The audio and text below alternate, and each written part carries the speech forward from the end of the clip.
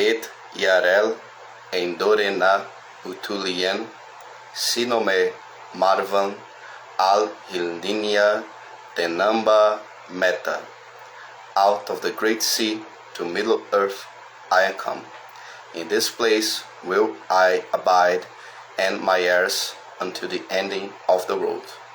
Olá, sejam muito bem-vindos à live de hoje. Eu me chamo Raphael Solon, sou produtor de conteúdo audiovisual para o canal do YouTube Leitura e Imagem. Hoje eu vou bater um papo fazendo basicamente uma análise sobre a primeira temporada da série O Senhor dos Anéis, Anéis de Poder. Vou contar com a presença de Matheus Peixoto, diretamente do Ceará, e Jason Graham, falando do Canadá. Vamos iniciar a live de hoje.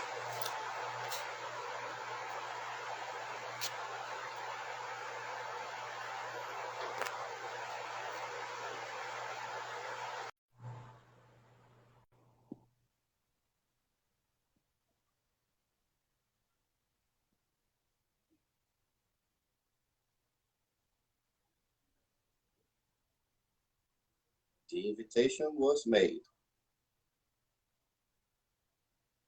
Matheus, Jason, are you guys ready?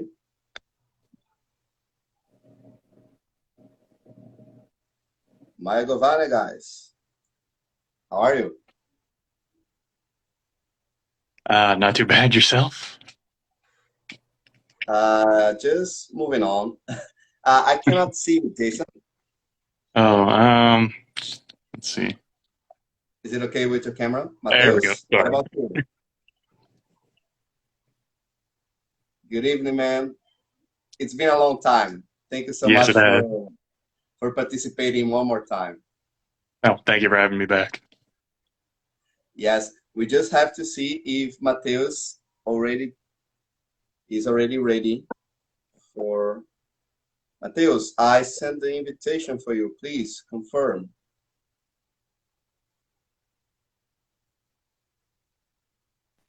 Oh, there you go. Maya Govane, Melomin. Elen, síla, lúmenn, omentielvo. Na Maria. So Jason, would you like to say a few words of Companhia?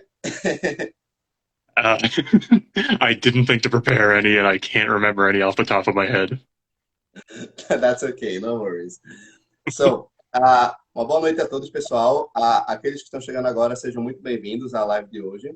O bate-papo vai ser livre. Nós vamos literalmente falar sobre nossas impressões a respeito da primeira temporada de Senhor dos Anéis, Anéis de Poder. Lembrando que esse bate-papo vai ser grande parte da conversa em inglês. Então, o que for necessário traduzir, nós vamos fazer esse processo juntamente. Vou contar também com a presença de Matheus, ele também vai fazer essa parceria junto comigo. Ok, Matheus? Okay.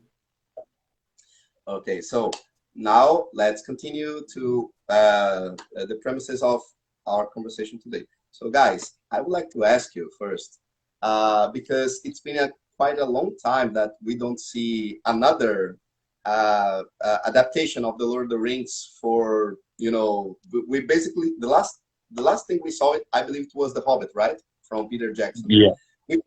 Which is, in my opinion, awful. I dislike completely what Peter Jackson did with The Hobbit. I was talking to Matheus about that because it could be two movies or just one huge movie of The Hobbit. Yeah. And it would be a problem because, I don't know, I prefer to see Guillermo del Toro to be the director of The Hobbit. What Yeah, I don't think about better, right? Sorry? It would be much better. Yeah, I don't think there's anyone who wasn't disappointed when Guillermo left the project. Everybody wanted that, and I agree with you. There's bits and pieces I liked of The Hobbit, mainly the first movie, but yeah, it could have just been two shorter movies or one massive one. And yeah, they just made a lot of mistakes.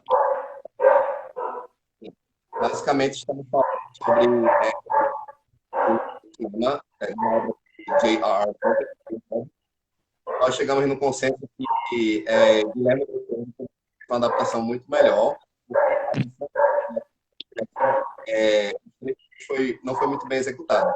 Esse é o primeiro filme, de fato, é o filme da And I the first movie of The Hobbit, I believe it is it's the best. The other ones, I dislike completely.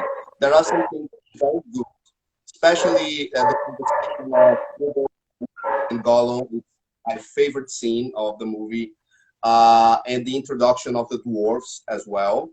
Yeah. But between the desolation of Smaug and the five army Rafa, battle, Rafa, yeah, um minuto. Seu áudio tá falhando. Eu não sei se é você ou se é aqui no meu celular. Tá cortando uh, às vezes. tá cortando. Deixa eu ver aqui se é a conexão. Jason, can you hear me? Matheus, how's the audio? Is it It's better? better now. I lost you a bit when the barking was happening. Agora tá melhor. Maybe it's the connection. I have to activate the mobile data on my cell Right. phone. But I believe it's better now. So let's move on. Yeah. So basically, the last thing we saw about the Lord of the Rings was the Hobbit, and we're getting back to the Middle Earth one more time, but this time we're going to the second age of Middle Earth.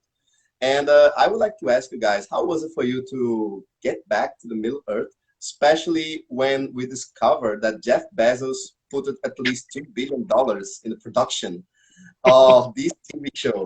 How was it for you to watch the first episodes directed by J.A. Bayona, especially the first one, which is A Shadow of the Past? How was it for you? It started off good because I mean you can see the money they spent on it, at least you can say that. But pretty early on, I was starting to get like there's a bit. How do I put right at the beginning of the episode, or no, not actually. Sorry, towards the end of the episode when Galadriel's on the boat to Valinor. I've been watching it with my girlfriend, and we were joking, oh, she's going to jump off the boat and swim an ocean back to Middle Earth. And then it turned out that wasn't a joke. That was what she did. And that kind of sums up the show to me. I really loved what they did about the reference from Tolkien. The first scene, which is nothing is evil from the beginning. Yeah. This is a part we see in the Fellowship of the Ring. I forgot the chapter. Matheus, do you remember? In which chapter of the Lord of the Rings we see when Tolkien says, nothing is evil from the beginning? I believe it's Gandalf talking to Frodo. Isn't that right? Yeah, that's Probably, but I can't remember. But it's probably as far as I can see, they're talking about Sauron, because Gandalf, he says to Frodo, not even Sauron was evil in the beginning. He was something good. And this is something I would like to, because there is the mystery. The entire season is a mystery about where is Sauron? In which place of Middle Earth is he right now? So this is something they kept secretly. And many people, which is something I would like to tell you in the first episodes, many people already discovered who is Sauron. How was it for you? Did you discover? Did you discover in the first episode who is Sauron? It was not a real secret, right? Because there was many small things around each episode that you could tell that he would ended up being Sauron. Like he when he arrives in Numenor and he craves for be accepted in the guild. The guild? Yeah, in the guild, as a blacksmith.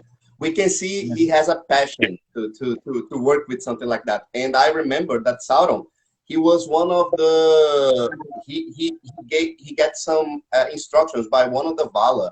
I believe it was Aule. Isn't that right? He was one of the disciples of Aule, right? Because I read the Silmarillion a long time ago. I don't know how are your memories about the Silmarillion, because interesting fact, we read the Silmarillion together. Yeah, about 2 years ago we read it together. Yeah, that's lovely. We would read, and then each one would talk something about the chapters. So it was So it's really good to be here with Jason talking about the series. Yep, agreed. By the way, do you remember some of the first scenes of the first episode? There is a conversation about the Galadriel's brother, and I thought they were sent the oath of Fëanor. There is the oath of Fëanor, and I was thinking they would do that scene because Fëanor was the Noldor who decided to get into the war against Morgoth, and I thought that scene that they're getting the boats from Valinor to Middle Earth. I thought that scene was related to Fëanor's oath. Isn't that right? Do you guys remember this scene? I do remember the scene, and I think you're right, but it comes down to I was reading recently. I didn't realize this about the production. They don't have the rights to the Silmarillion. Yes, so, that's the problem. Yeah, so they've had to dance around so many things, which explains a lot. Well, I believe that this was the problem because how did these guys can do something about the Lord of the Rings, especially the Second Age, because the Second Age depends a lot of the events of the First Age. So what they did in the first scenes of A Shadow of the Past was something very brief about Morgoth. The audience, specifically the audience, they don't understand a lot about what is Morgoth, what the heck is going on, you know? Less than 5 minutes, right? Yes, so the ones who read the book, we do understand about the Valar, about the beginning of the road, about Morgoth, which is Melkor. So we got many informations about what those scenes in Valinor. But after that, the audience must have a lot of patience, you know, because there was something I missed a lot in this TV show, specifically the informations about the First Age. They didn't have any full authorization to get into the subjects related to the First Age. How was it for you guys? Did you miss the some of the events of the First Age of the Middle Earth? Yeah, this scene you talk about, Morgoth, it was, well, less than 5 minutes, and it could be at least 15 minutes, 20 minutes. We could see a lot more, and it would even explain it much better to the audience that didn't read the Silmarillion or the Lord of the Rings. So yeah, it feels like it lacks something. They can't use the Silmarillion, but they had lots of other options, but it's like they didn't know what to do with the options they had. What about you, Jason? What did you think about the introduction of the events of the Silmarillion at the TV show? I was also disappointed. Like I said, I didn't realize at first that they didn't have the rights to the Silmarillion, so I went into that first episode like expecting the first episode to basically be like a quick cover of the First Age and not, 5 minutes of it. I really think the audience needed a lot more because there's a lot of characters that carry over from the First Age that like aren't as much of an issue with the Lord of the Rings. Yeah. Just allow me to explain a little bit for the people who are watching here, just because we can make this translation from the English to Português. So, right. Pessoal, basicamente estamos falando pouquinho sobre nossas primeiras impressões do primeiro episódio, que é A Sombra do Passado, e estamos fazendo esse paralelo com o que a gente viu no Silmarillion, né, no livro, e o que é que a Amazon pôde adaptar do Silmarillion, que foi basicamente muito pouco, apenas 5 minutos. Uma breve introdução sobre alguns eventos da relação do irmão da Galadriel. É o Finrod, right? Finrod é o irmão da Galadriel, right? Yeah. Então, aquela relação com Finrod e a Galadriel. E nós estamos fazendo o que nós gostaríamos de ter visto mais a respeito do Silmarillion. Foi uma cena bonita, né? Ela com o irmão. Foi uma cena muito bonita. Eu adoro aquela cena. Agora ela sofrendo bullying foi péssima. Muita gente reclamou também dessa cena do bullying. Mas aquela cena é bem poética. O que o irmão dela vai falar, né? Sobre, às vezes, você tem que tocar na superfície da água, né? Para conhecer a escuridão. Aquele paralelo entre a luz e a escuridão. Que é muito São Agostinho, né? Muita coisa assim, bem destacada. Aí Bem agora a gente vai se tolkieniana, aprofundar né? muito. Tolkien bebe muito de São Agostinho. Ele declarava isso fortemente, né? O viés católico dele, né? Então a gente agora vai se aprofundar um pouco mais falando sobre os núcleos que a série decidiu trabalhar. So guys, there are many cores, many different cores in this series, many groups. We're talking about the Harfoots, we're talking about the Elven. There's also the dwarfs. I believe they came in the second episode. Is that right? Because there's the relationship with and Durin. But in the first episode, we just have the Elfish, the Harfoots, and the men in the Southlands. And I guess this is it, right? We have 3 cores at the first episode. And the focus is related in Galadriel's relation with the elves. But how was it for you, the introduction of the other cores of the series, such as the Harfoots and the men in the Southlands? How was it for you? Because there is also the introduction of Arondir. Arondir is introduced to us because he's one of the guards who is protecting the men in the south from a possible threat of Sauron, you know? So this introduction of Arondir and his relationship with Browning, it was something I really enjoyed. I really like the character because sometimes it reminds me of Legolas. Orlando Bloom's Legolas sometimes reminds me, especially the lack of emotions. So yeah. I'd like to, please guys, tell me, how was it for you, the introduction of each core, the Harfoots, the men in the Southlands, and the other rest? So tell me. I think I'm with you in that the favorite core group that was introduced in the first episode was definitely Arondir and Bronwyn. Like you said, because there's a bit of Legolas in him, and also shades of Aragorn and Arwen in their love. Which, yeah, I think of the 3 groups first introduced, theirs is the most consistently written too. You know. Yeah, we have the parallel between Beren and Lúthien. Is basically also that, they are same story. And there is also Tuor, because they talk in this episode. There are 2 relationships between men and elves who got, you know, and it always end up with a tragedy. They say that in this episode. Yep. All the relationships between elves and men, they end up with tragedy. So it was basically the Beren Lúthien, and there's another one. Do you guys remember the other relationship? I believe it was Tuor, right? Tuor and Idril. I think it's Tuor and Idril. Some of the... Yeah, I think you're right. Yeah. Tuor and Idril, because it's between the fall of Gondolin. Do you guys remember the fall of Gondolin in the Silmarillion? There is when Morgoth decides to invade Gondolin, Tuor and Idril, they escape the city, and they are both, he's a man and she's an elf.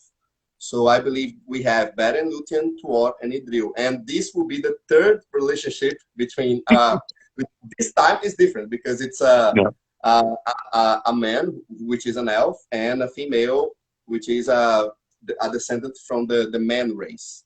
So, Matheus, what do you think about their romance was very subtle, right?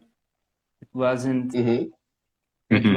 It was like Aragorn and Arwen. It was very subtle and beautiful to see. It was not like they're tossing that in the screen, right? Yeah. Did you? What about Theo? Did you like the character of Theo? I didn't like him so much. I don't know why. the child. I wasn't quite understanding what when he finds the sword. I thought, well, this character could be a villain. Maybe he could have a lot of potential. But when I saw the sword, that sword reminds me of the blade of Morgul, which is the blade who stabbed Frodo, you know, in the Yeah. Fellowship of the Ring. That sword reminds me. I don't know about you. What did you think about that sword? I thought it was on one of the swords of the Nazgûl, you know, something like that. Yeah, it also resembles the tower. And do you guys believe that Theo might be in the future one of the Nazgûl? What did you think about that? That's kind of where I think it's going. It's hard to tell because, like, that's been my biggest problem with Theo. They don't seem like they've got a plan with him, and if they do, it feels like it has to be he's going to be a Maybe Nazgûl eventually. because he has that mark, right? Yeah, there is the mark. So maybe they could use that. I don't recall the origin of the mark. It is a mark of Sauron, but I don't remember what caused, you know, the marking into his arm. I don't remember how. But let me ask.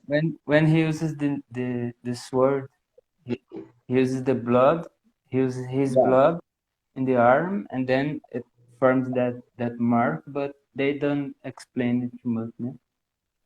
They don't explain much about the relation of the sword with Theo. But I remember that the sword is part of somebody from the village. Do you guys remember that? That sword is not from the home of Theo and Brownie. It's the home of someplace else. I believe it's the old man. Do you guys remember the old man who is the one who's one of the followers of Sauron? The bartender, right? The bartender. Yeah, I believe he's the bartender. And this guy, he came back in the next episode because he's very important to the construction of Udur. We're going to talk about Udum sooner. But let's focus now about the Harfoot core. In my opinion, I loved the introduction of the Harfoots because the way they are always traveling all the time, they are, you know, running from the giant people of Middle Earth, and this is so much similar to the Hobbits. And also, that reminds me that the Harfoots, they can be also the ancestors of Digo and Smeagol. Isn't that right? Because Digo and Smeagol, they are descendants from the Harfoot as well, as far as I can remember. Isn't that right? Yeah, I think you're right. Yeah. Because I hadn't considered that until you brought it up, but yeah, I think you're absolutely right. There are three Hobbit ancestors, right? And the Harfoot are one of them. So yeah, maybe. And the way they disguise with the nature is very beautiful. The way they use the leaves, the flowers. It was a very nice idea they had. I have to tell you, J.A. Bayona was my favorite director of the entire series because I like the way there is a movie of him. I don't know if you guys already watched this movie. It is A Monster Calls. It's a very emotional movie about a boy who has he got bullied in the school and he talks to a monster, which is a tree. Like a tree. Voiced by Liam Neeson, I think, right? Oh, Liam Neeson. He's the one who plays the monster. And when they talked about J.A. Bayona being the director, I liked a lot because especially the essence, the emotion that he passed on this movie. Matheus, did you watch A Monster Calls by Yeah, Bayona? I watched it, but I wasn't reminding the name because in Portuguese is something meia-noite. Meia-noite. It's very different in Portuguese. It's like 7 minutes till midnight.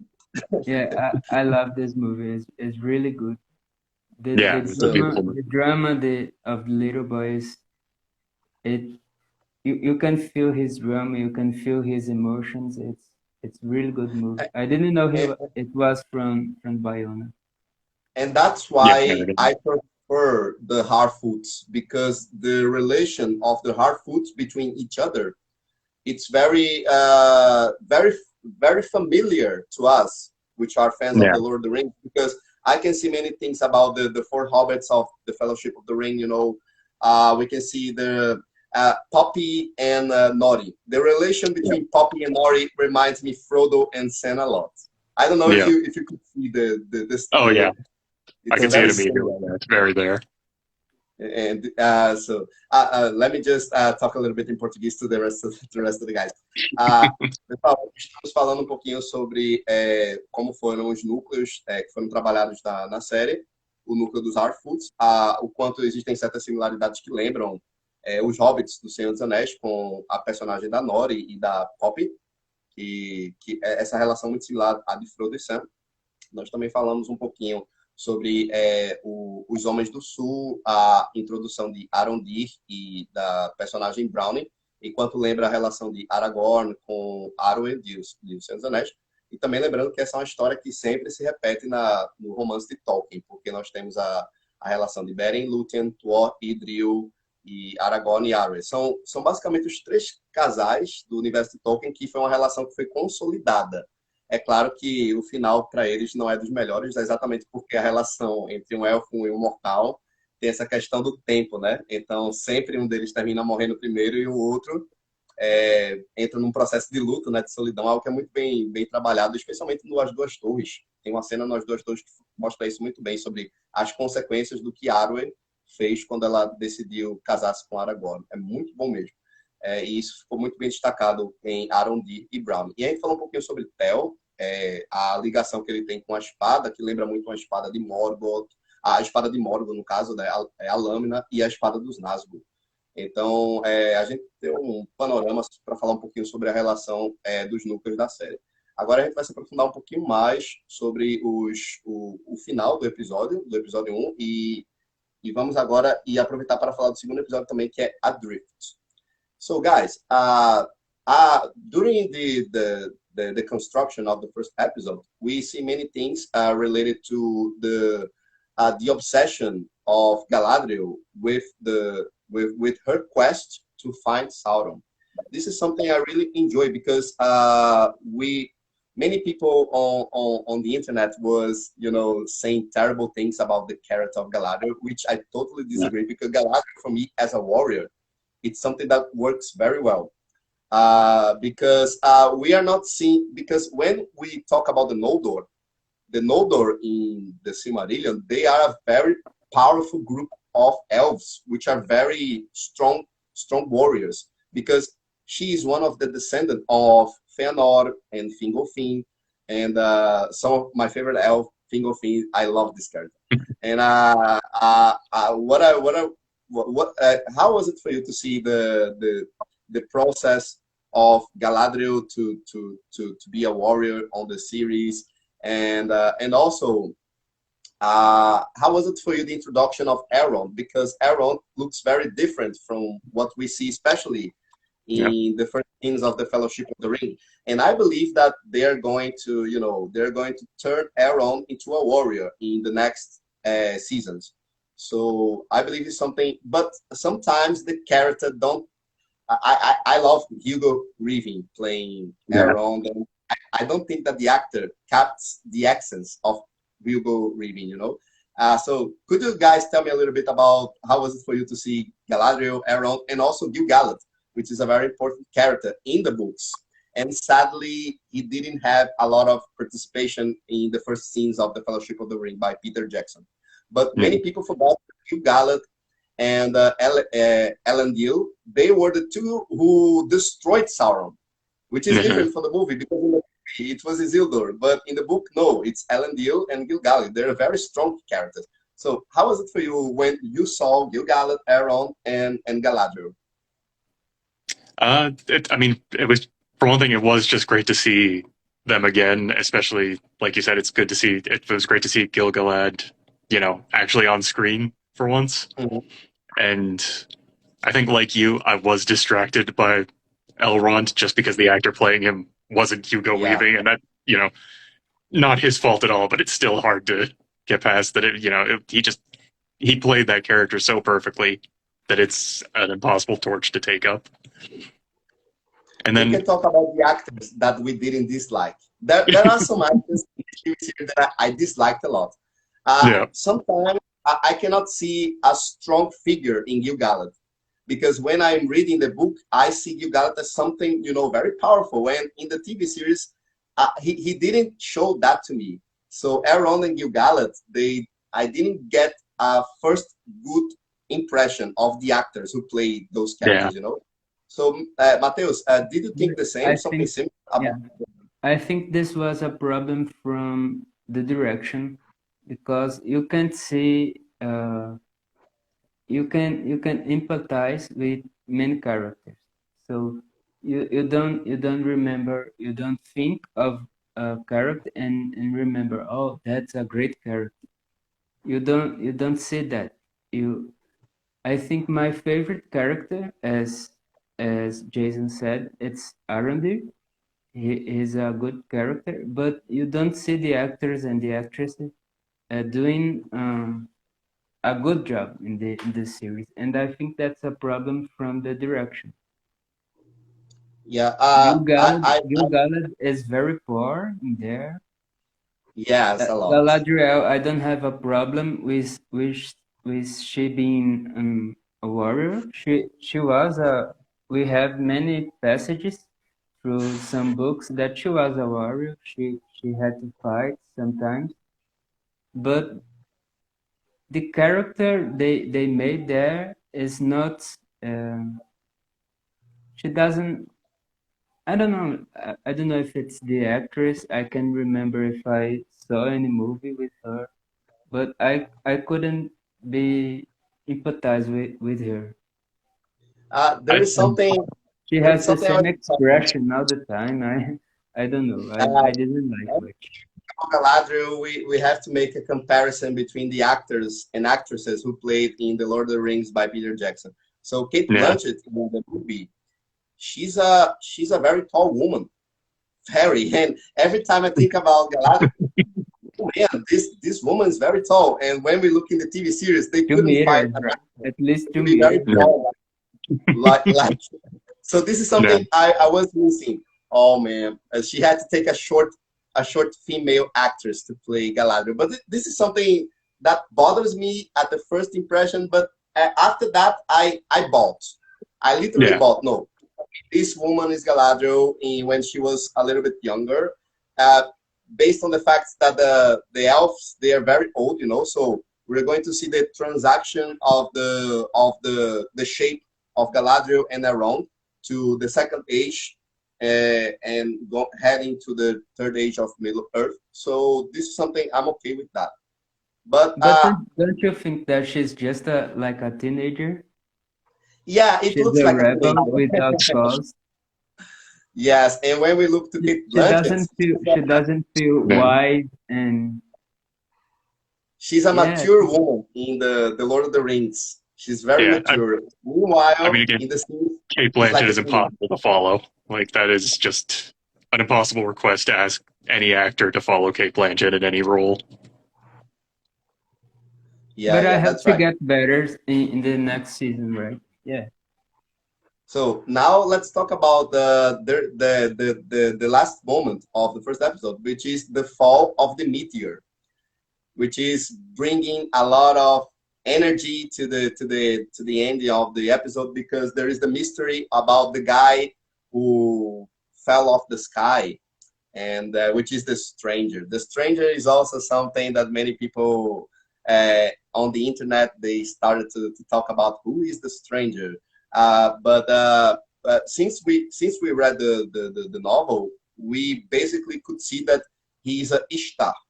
We couldn't know which of the Ishtar, because we have 5 of them, right? So we don't know if it is Radagast or one of the 2 blue wizards, Saruman and Gandalf. But many people are still believing that the stranger is Radagast, especially because during the episodes we can see that he can manipulate some of the things about the nature, you know, like the winds, or his relation with the trees, which is something that we don't see a lot with Gandalf. But I would like to say something about the last episode. We're going to talk about that. Which is a very I like this dialogue a lot with Nori and the stranger. But so During the last scenes of the first episode, did you guys like the ending of the first episode with the coming of the meteor to Middle Earth? And there is something that many people got very confused. Why is Galadriel jumping off the boat? Because how can she get back to Middle Earth? She has to swim kilometers. An entire ocean she has to swim. An entire ocean, yeah. Oh my man, this is a it's a terrible idea. Why did she do that? So please, guys, tell me about the ending of this episode for you.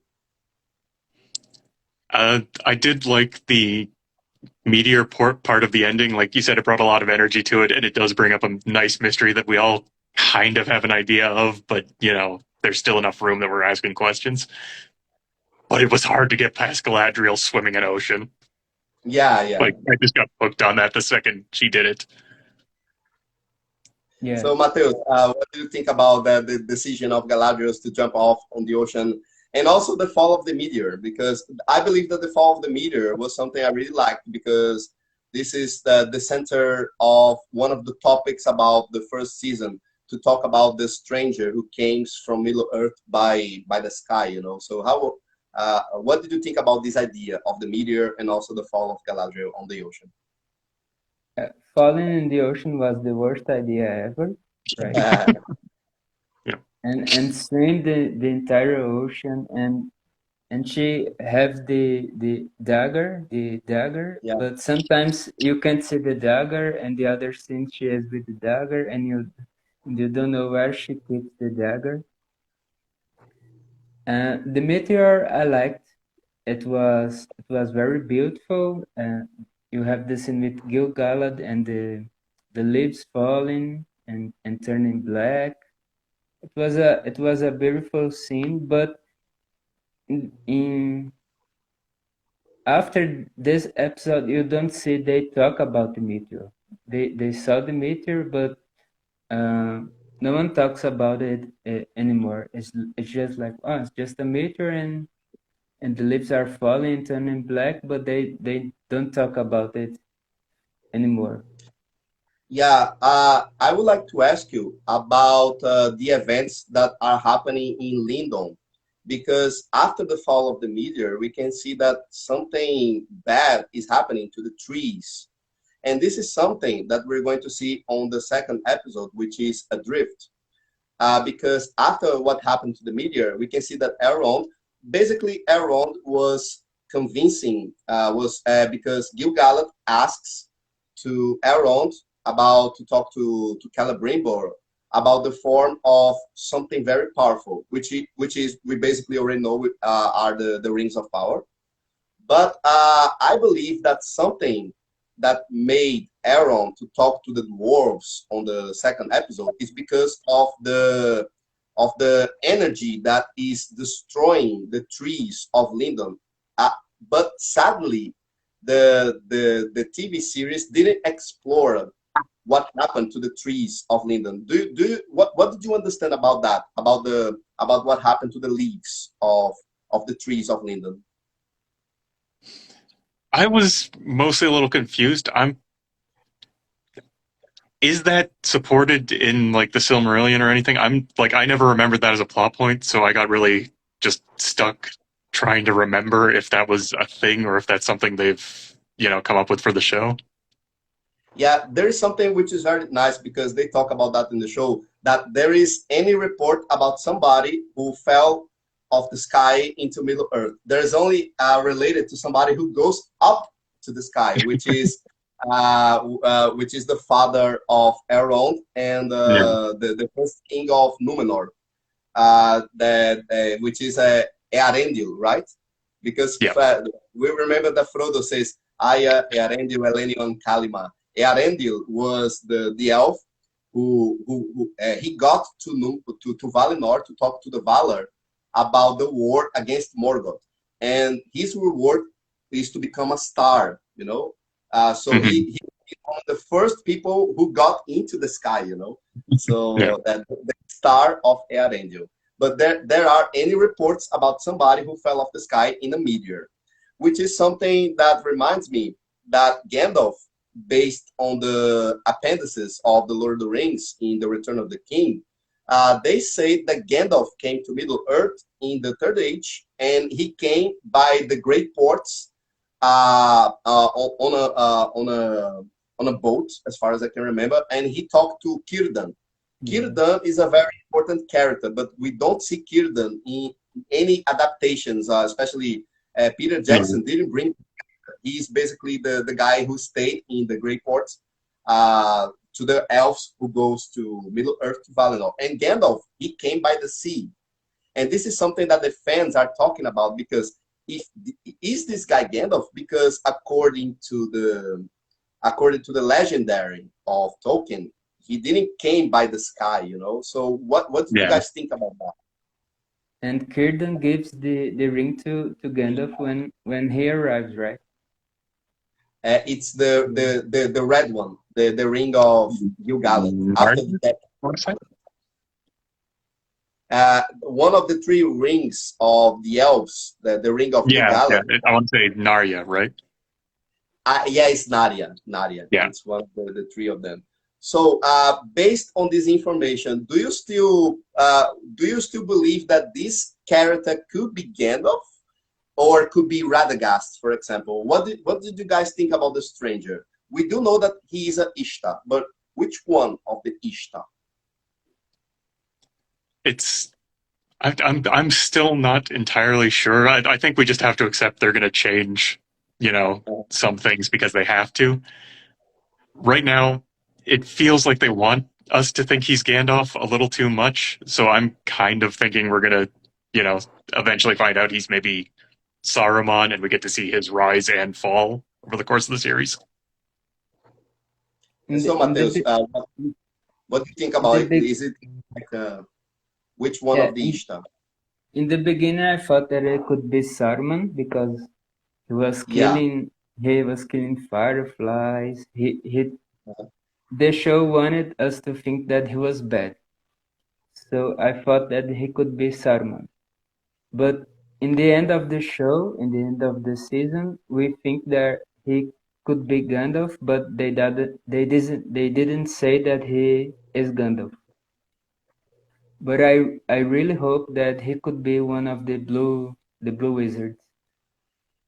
This could be a very good introduction to the Blue Wizards, because we never see any references of the Blue Wizards in the movies, and I believe that they work even in the books, right? Even in the books, we don't. So basically, they have a lot of terrain to explore there. Yeah. Basically, the construction of Tolkien is a very mystery to the fans, because he gave us a lot of information about the First Age and about the Third Age. But between those two, we have a lot of information. Yeah, so many gaps. That's why the screenwriters of this TV show, they can do all they want. Everything they can put a connection between the First Age and the Third Age. They can put them together, and this is something I really like. The problem is if that story will become a fanfic, because that's the problem. We cannot see the fanfic of the Lord of the Rings, right? It's always a risk. Yeah, if the stranger is Gandalf, I would hate it. Because why would you hate that he will be Gandalf? Because of the connection of because of the Lord, they would have to change a lot. They would have to change a lot of it to make just to use a famous and loved character.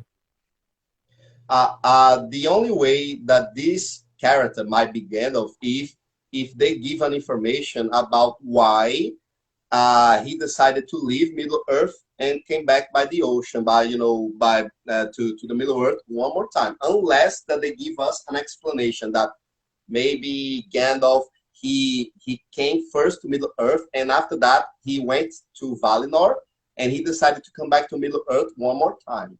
Only if they decided to make a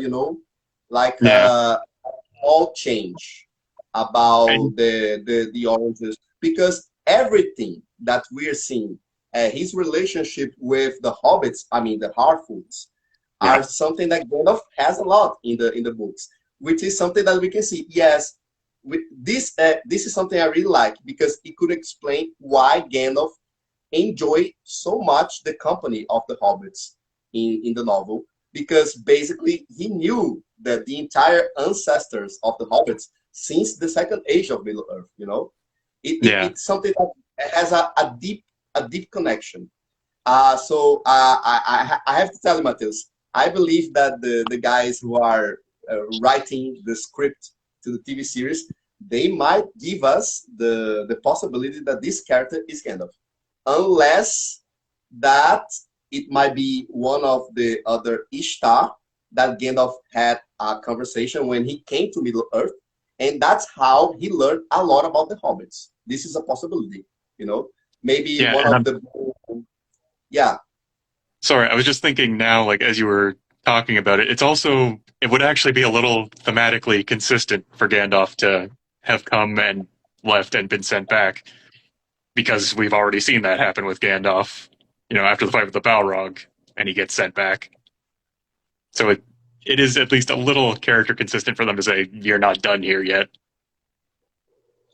Yeah. But when I saw the first impression of the stranger, and how they decided to put during the screenwriting of the episode, the connection between the stranger and the Harfoots is something that we can make a deeply connection with Gandalf.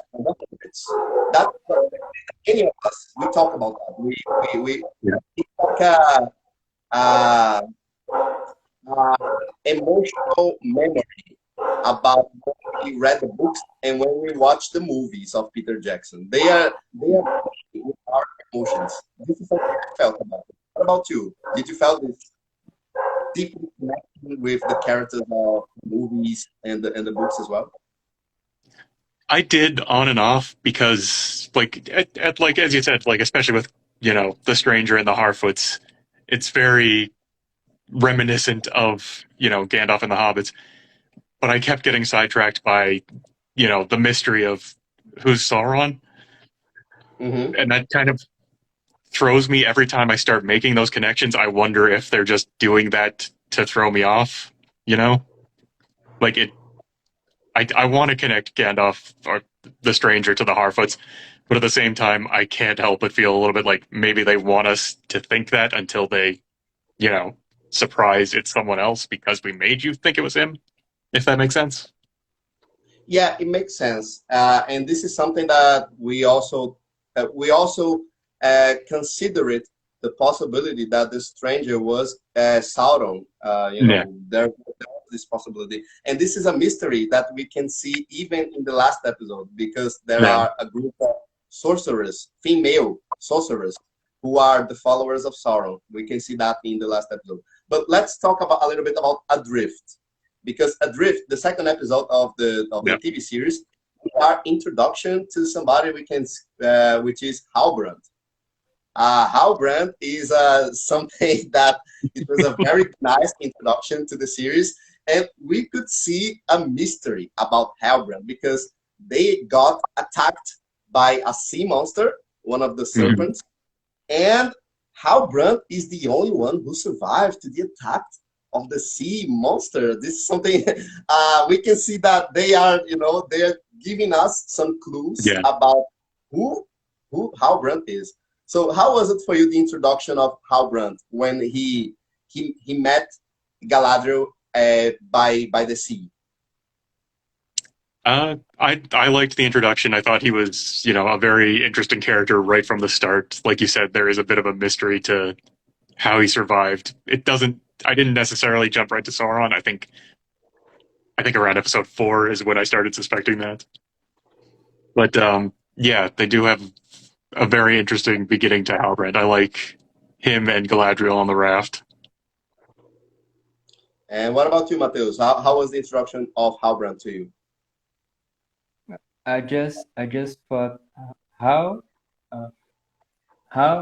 would be the odds to Galadriel swim in the ocean and she finds other people who are also lost in the ocean, and there's the sea monster, and the sea monster he disappears, and they just keep alive, and well, we will have the answers of in the next episode, in the third episode. They are also found by by people who are swimming, and I think it's what it was kind of confused, but it was good. Yeah, But because it was kind of confused. when you are out on the ocean, it's very difficult for you to find somebody else drifting on the ocean with you. And this is something that, oh yeah, this is the guy who wrote this episode. It's like a Deus ex machina, because how did that? This is something that is favoritizing Galadriel. It's something that is going to help Galadriel to get out of the ocean. But let me tell you something. When we see when we saw the last episode, I started to wonder, maybe the Halbrand being on the ocean with Galadriel, it's like a port of entrance for him to get in contact with the Numerian, the people of Numenor, you know. So I started to wonder,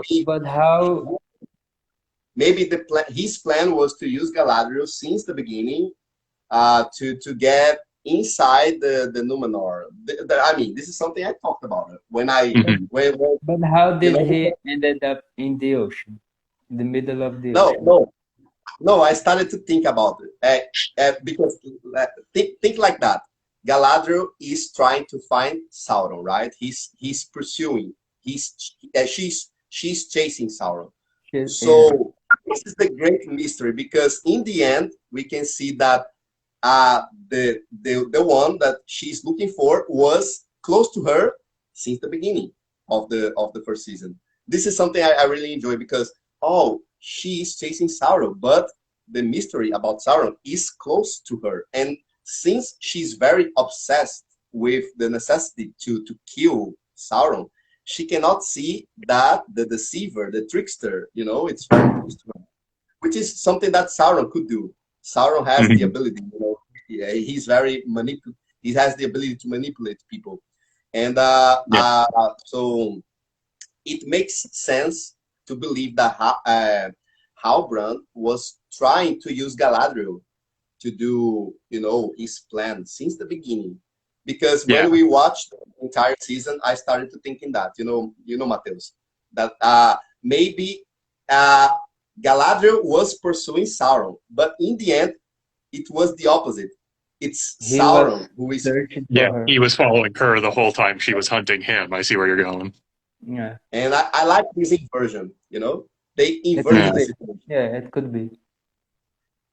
So this is my theory about why Halbrand was in the ocean close to Galadriel when he decided to go to the. This is my theory. But in this episode, we also are introduced to the dwarves, to the Durin's family. We can see Khazad-dûm, which is going to be the mines of Moria in the Lord of the Rings, in Third Age. So what do you think about the introduction of the dwarves in the second episode? Honestly, I really like the dwarves. I think they were one of my favorite groups to follow the entire series, especially Durin and his wife, Disa. Yeah, Disa. Yeah. I loved both of them as characters. I love just watching them and Elrond do their thing. Especially the humor. The humor between dwarves and elves is something I really enjoy, because they say, "Oh my man, you missed my marriage. You missed the birth of my child, my children." And to a elf, it doesn't matter, because time is something that this is something that many people have to disagree about the elves. They don't care about the other races of Middle Earth at all, because they can live long enough of them. So 20 years to an elf, it doesn't mean anything, but to a dwarf is something very important. So I liked when Elrond decided to go to talk to Durin, and Durin decided to challenge him into a contest which was created by, they say, which is a creation of one of the Valar. Isn't that right? It is Aule. It is the challenge of Aule, as far as I can remember. So, Matheus, did you like the scene of the challenge between Durin and Elrond, the introduction of the dwarves? Yeah, it was really funny, and their relationship resembles Legolas and Gimli, right? Yeah. So Yeah. But I have to tell you, my favorite characters. Elrond seems to be much more mature than Legolas in the past. Because it feels almost like an older Legolas and Gimli after they've had their friendship for a few years longer. Because Elrond, this is something that many people talked. Did Elrond decided to lose the challenge to do something to embrace the friendship with Durin, or or did he lose what did you think about that? Do you think he lose the challenge, or he decided to make a strategy to create a friendship with Durin one more time? I think he decided to lose because he knows how a dwarf can be proud, right? He knows the dwarves are really proud, so it was a smart strategy for him. Yeah, exactly. And what about the family of Durin? Did you like the cast, the Dilsa and the children? We don't see the children of Durin a lot, just in a small moment. It's just a brief moment, but we can see the relation between Dilsa and Durin, because Dilsa, I love Dilsa because she's trying to make the peace between the two friends because they're struggling of each other, and she decided to make the peace between them. There is also a tree. Do you guys remember a tree in the house of Durin? I believe that the tree was a gift of the. Isn't that right? It's a gift that the elves gave to the dwarves. Yeah, I remember that. Yes. In this episode, Adrift, basically it's focused on Galadriel and Halbrand, which are trying to get out of that situation they put it in. And in the end of this episode, we can see they got rescued by one of the ships of the people of Numenor, and we're going to get introduced by Elendil. So this episode, I believe that one of the things I really enjoyed was the construction of the relation between the stranger and Nori, because Nori reminds us many things about, especially the compassion of the hobbits, the feeling of they being good beings of the Middle Earth, and I really believe every time that I look to Nori, she reminds me the best qualities of also not just for Frodo, but also Sam as well. There are some similarities about her personality to the hobbits we saw during the Lord of the Rings novel and also the movies. It sometimes reminds me of Bilbo, especially Bilbo, the innocence of Bilbo in the hobbits. What did you guys think about the personality of Nori and when she's meeting the stranger? How was it for you? I agree with you. I really liked it, and I thought it did showcase the sort of empathy that Tolkien always liked to display in the normal people that the hobbits represent. Just, they did sort of display that, just simple, compassionate life as they're trying to help the stranger. Matheus, and what else could you see about the personality of Nori? We can also talk about Poppy, because Poppy, I believe she's much more sweet. She's very sweet about, because all that she very cares gentle, about. right? Yeah. Yes, I liked Poppy as well. Because Poppy is trying to get rid of the stranger. She's trying to tell, leave this guy alone.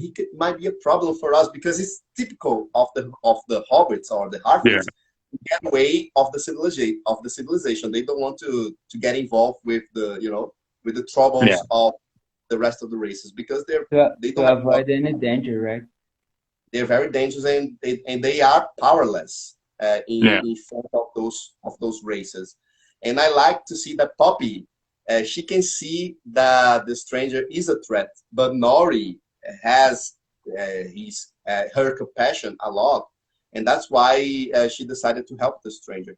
And there is something who caught my attention. I don't know if you guys remember, but when we are seeing the stranger in the first moments of the second episode, we can see that he doesn't know how to speak. He doesn't know what is his name, because everything is a mystery to him. You know, the physical world, which means that he wasn't in the physical world at the first place, and he only speaks the archaic elf language, which is the Quenya. He only speaks the Quenya in the first moments. He doesn't know how to speak the English. So could you see the stranger was like he came to Middle Earth probably by a call by the Valar, or maybe even Eru Ilúvatar, because Eru Ilúvatar, the creator, is something that, which is basically the god of the universe of Tolkien. We don't see many references to Eru in the TV series. Only the Valar.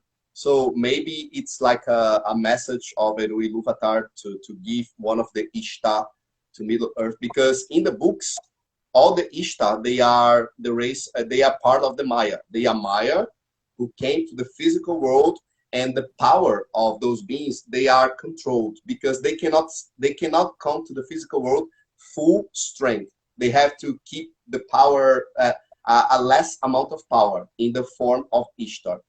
So, Matheus, did you see the behavior of the stranger, especially some of those parts that he cannot speak the common tongue? He's speaking Quenya, and also he doesn't know who he is, his identity. What did you think about that?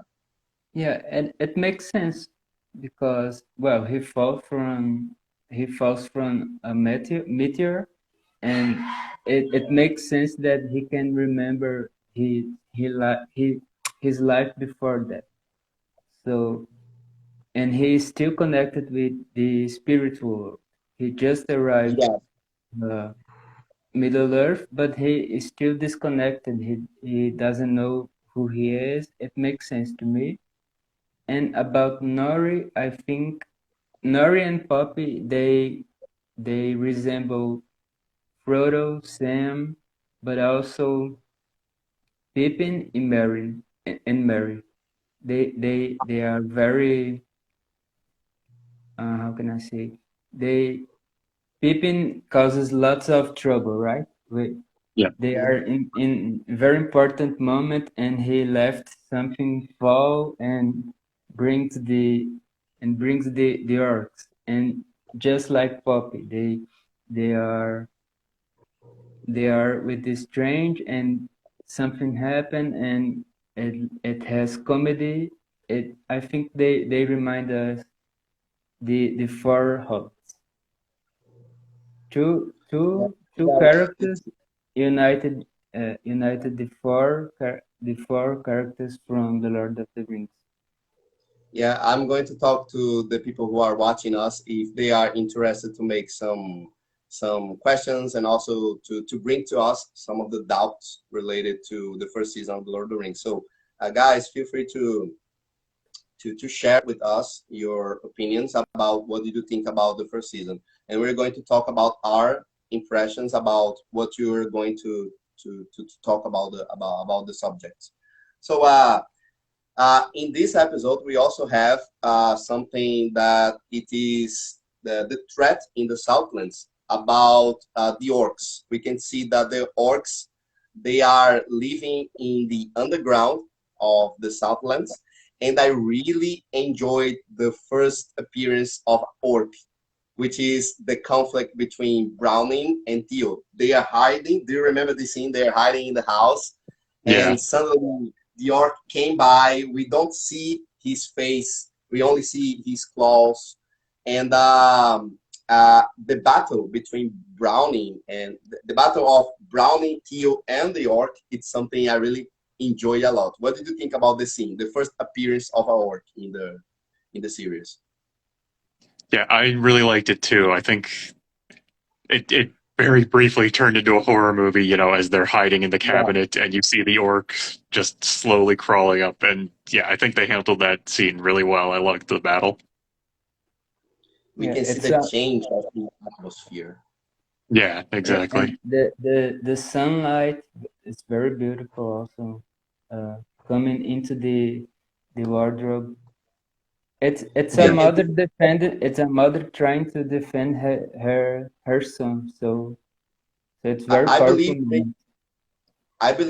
they bring to us something very important to the fans, because in the movies, Peter Jackson decided to show that the Uruk-hai, and this is something which is according to the books, because the Uruk-hai of Saruman, they can walk in the sunlight. They can walk by the morning, but the orcs of Mordor, that's something that only the fans can perceive in the movies, because the orcs of Mordor, they cannot walk in the sunlight.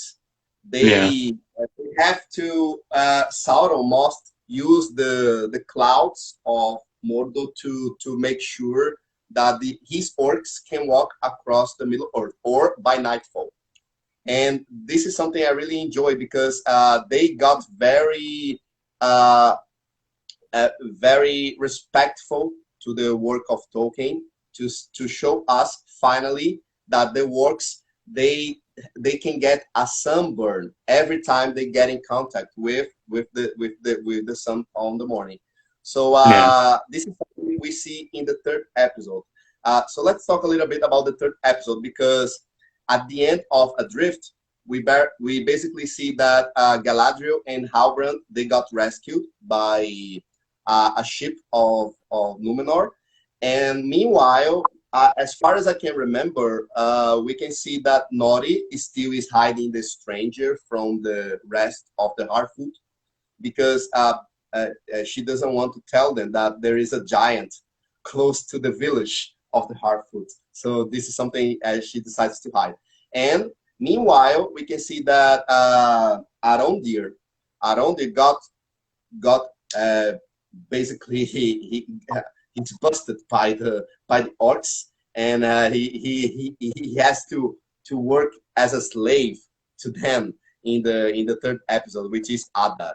So let's talk a little bit about the third episode, Adar. Guys, this is something I would like to ask you, because Adar is a character who is not part of the canon of the universe that Tolkien created. But the mystery of who is Adar is something that I really liked a lot, especially because he was an evil created by the showrunners of the series. So what did you think about the introduction of Adar in the series?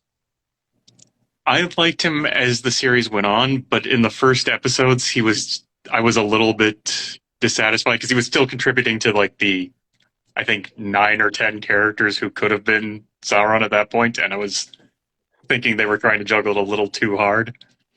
But as the series went on, I actually really grew to like his character for what he, represents as like a proto-orc who is, horrified at what was done to him. We discovered that he is a proto-orc, one of the first orcs who were locked up by Morgoth, and that's why he's immune to the sunlight. Mm-hmm. But before that, before we discover who is Adar, there was a lot of mystery about is he Sauron, or is he like I don't know, one of the servants of Sauron? I even considered the possibility of one of the Nazgûl. But no, I don't know why I think about one of the Nazgûl, but no, it's not, because according to the canon, they were 9 kings of men who got deceived by Sauron. So I still am wondering how are they going to introduce the 5 kings of men in this series to become the Nazgûl. It's something I'm really thinking about it. So, Matheus, what did you think about Adar? What was your first impression about this character? I liked him. I think he is one of the he was one of the best characters of the show because he is very complex. He's a very complex, and he is not there is lame something like the others. He has a lot of feelings and things going on inside him. Yeah, especially his relation with the orcs. This is something I really enjoy because it was the first time I saw a character who has plenty of passion by the race of the orcs. It's like he wants to take care of them, you know, like a father to the children. And this is something I never see in the Lord of the Rings. You know, like wow, man, this guy really takes care of the race of the orcs. And this is something we can see that they love Adar.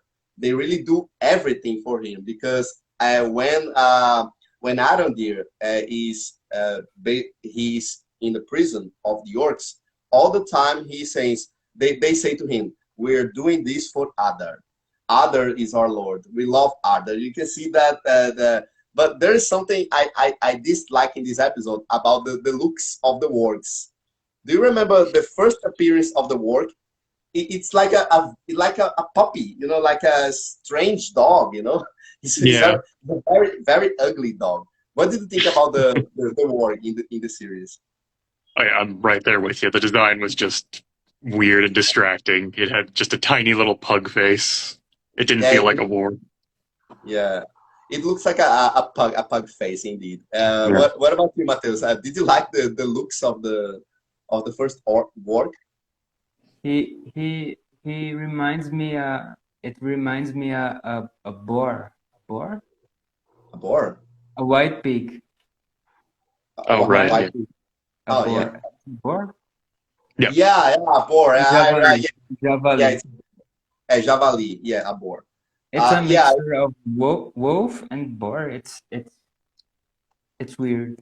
Sometimes it looks a little bit, but there's something in this scene that I really enjoy because Arondir, we can see Arondir doing his ballet.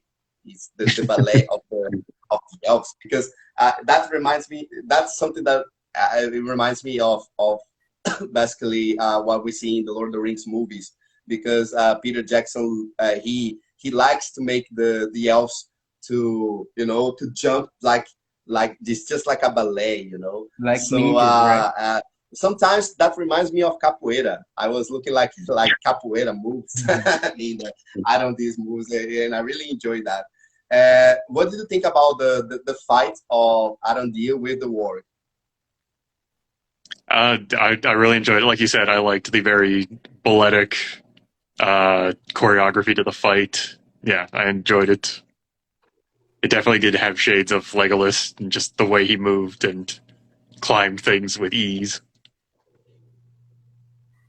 So in the end of the core of Arondir, we can see that they are going to introduce him to Arda. And in the last moment of this episode, when they are going to show us who is Arda, the episode is finished. But during one of the things I really enjoy about the Arda episode is the introduction of Númenor.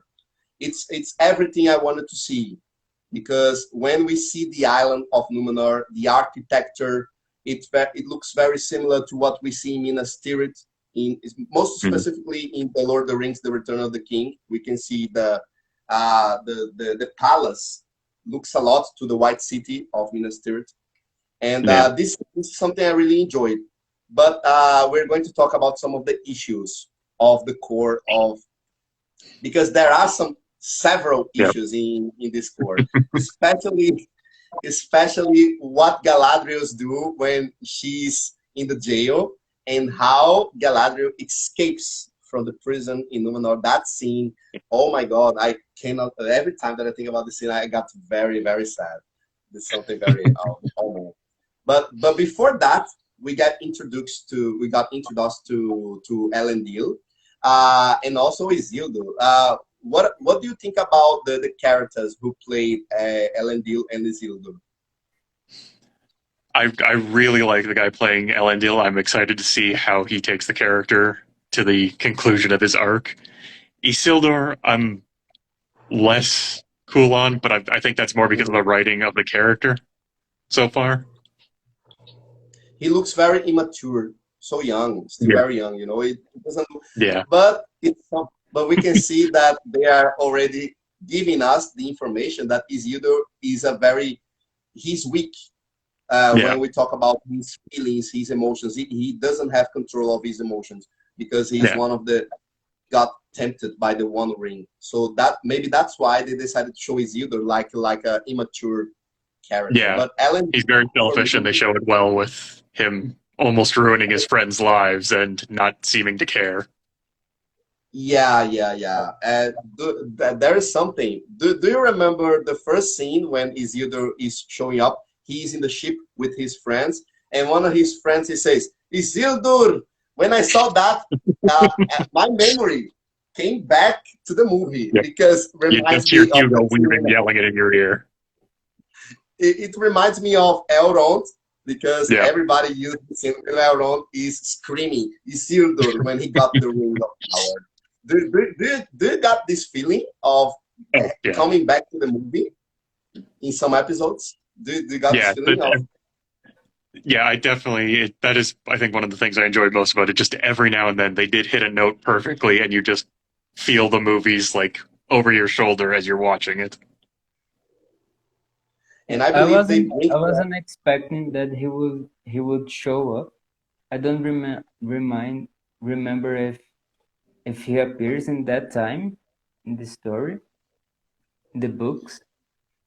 I don't recall because we are basically using the memory of the movie because Isildur in the movie, he has a long hair, he has a beard, and in the TV series. No, but I mean in that time in the TV series, he was even alive.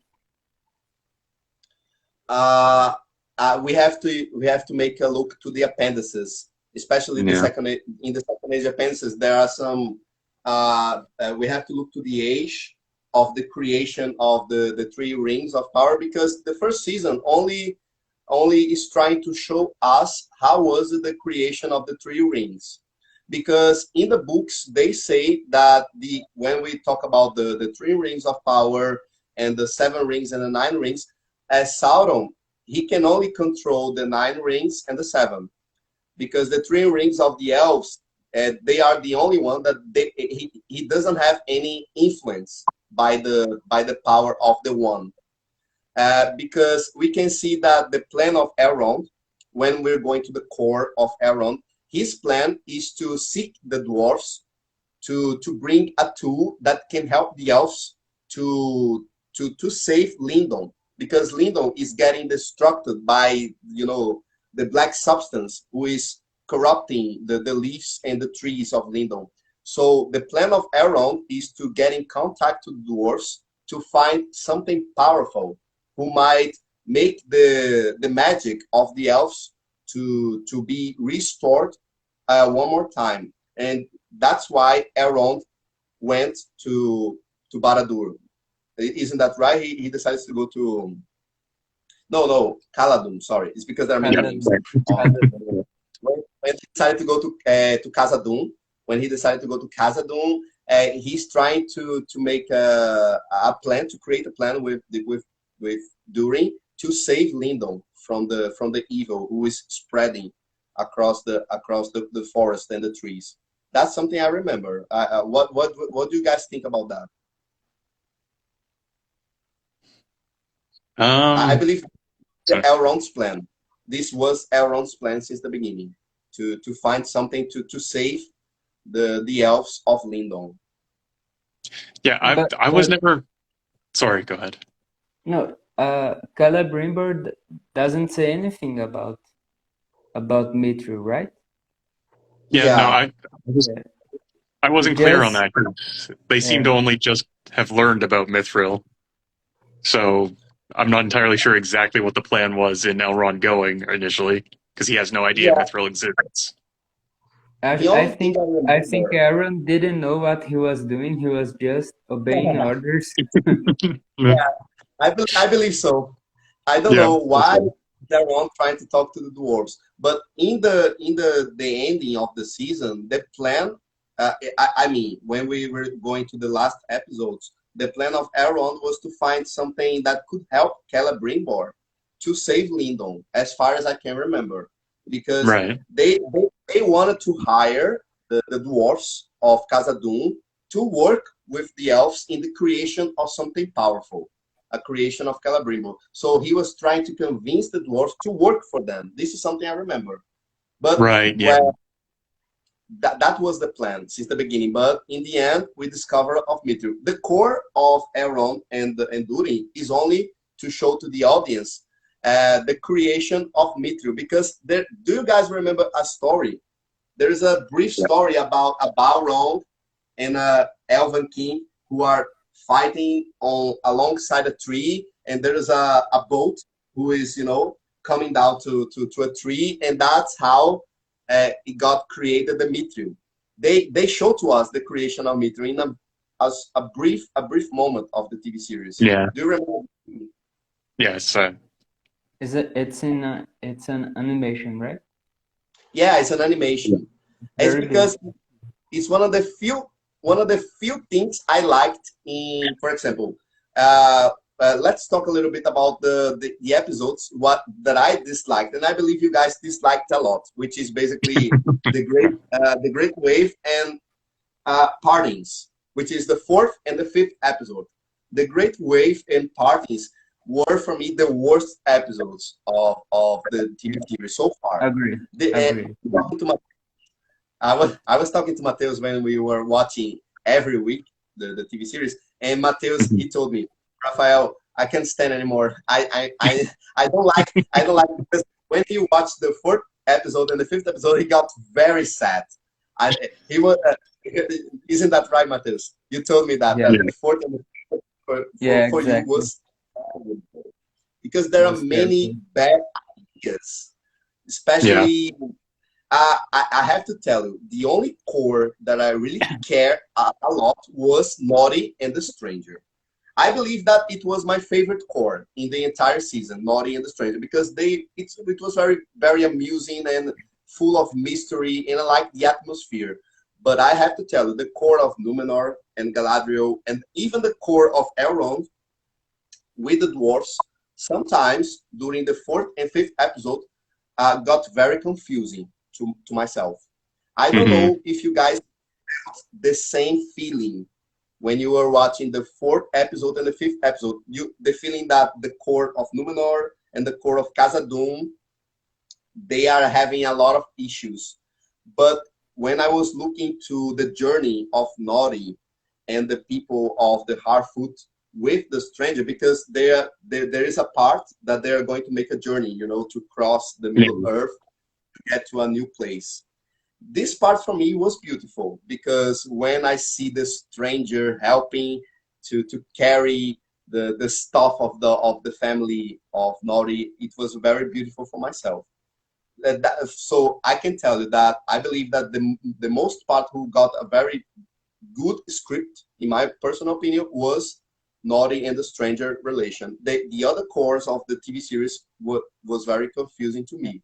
So what And did you guys? Numenor, Yeah. Numenor, the first time we see Numenor, it's like here, but Mm-hmm. each episode it goes down, down, down. Yeah. Yeah. Even It's the castles, the square where they unite to talk. Everyone goes to that square. There is no other place in Numenor. It's only that place, that square. It feels fake. It was not beautiful. When we see that open, how can I say that? The first view from Numenor, like we're seeing from above, it's very beautiful. Yeah. very breathtaking. But the problem is the relation of Mediel. I believe it's Mediel, which is Yeah. the daughter of one of the Parazon, the king who is he's laying down in the bed because he's sick. But there is something which is very important to the canon, to the legendary of Tolkien's works, because the guy, the steward, Yeah. of is Ar Parazon, and this is the Yeah. same Ar Parazon who is going to get corrupted by Sauron in the events of the Silmarillion, because when we are going to read the last chapter of the Silmarillion is basically the Akallabeth. In the Akallabeth, they explain how Anatar, which is one of the forms of Sauron, we're still going to see Anatar in the TV series, I believe. Anatar is going back to Numenor, and he's going to seduce the Ar-Parazon, who is going to deceive the Numenor people to go to Valinor. But there is something I think it was very expositive. There was a lot of exposure in the 4th episode, because the name of the episode is The Great Wave.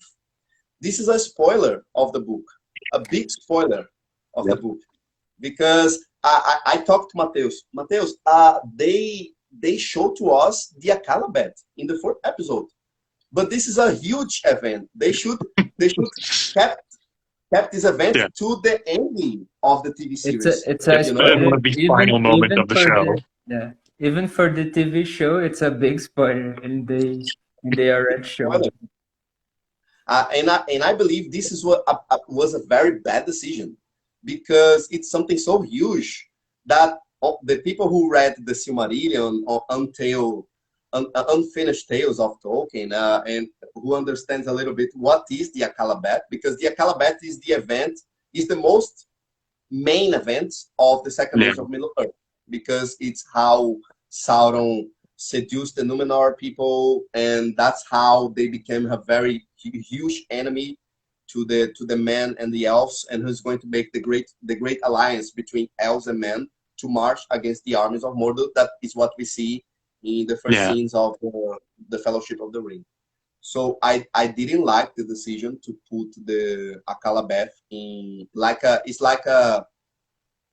glimpse, a possible future. They say to us it's like a possible future of what's going to happen to the island of Numenor. But when we read the book, we know that that's not a possible future.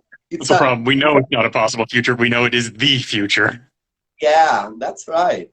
But what about the Palantir? Did you like the introduction of the Palantir in the series? Because it's something I believe they could explore a little bit more about how to use the Palantirs, because they tell in the TV series that it was a gift from the elves to the people of Numenor, and they are objects who can be used to the Numenor, to the Numenorian, to talk to each other by different places on Middle Earth. Yeah. This is something I really enjoy, because in the movies, everybody believes that the Palantirs are tools of evil, and that's not true. Yeah.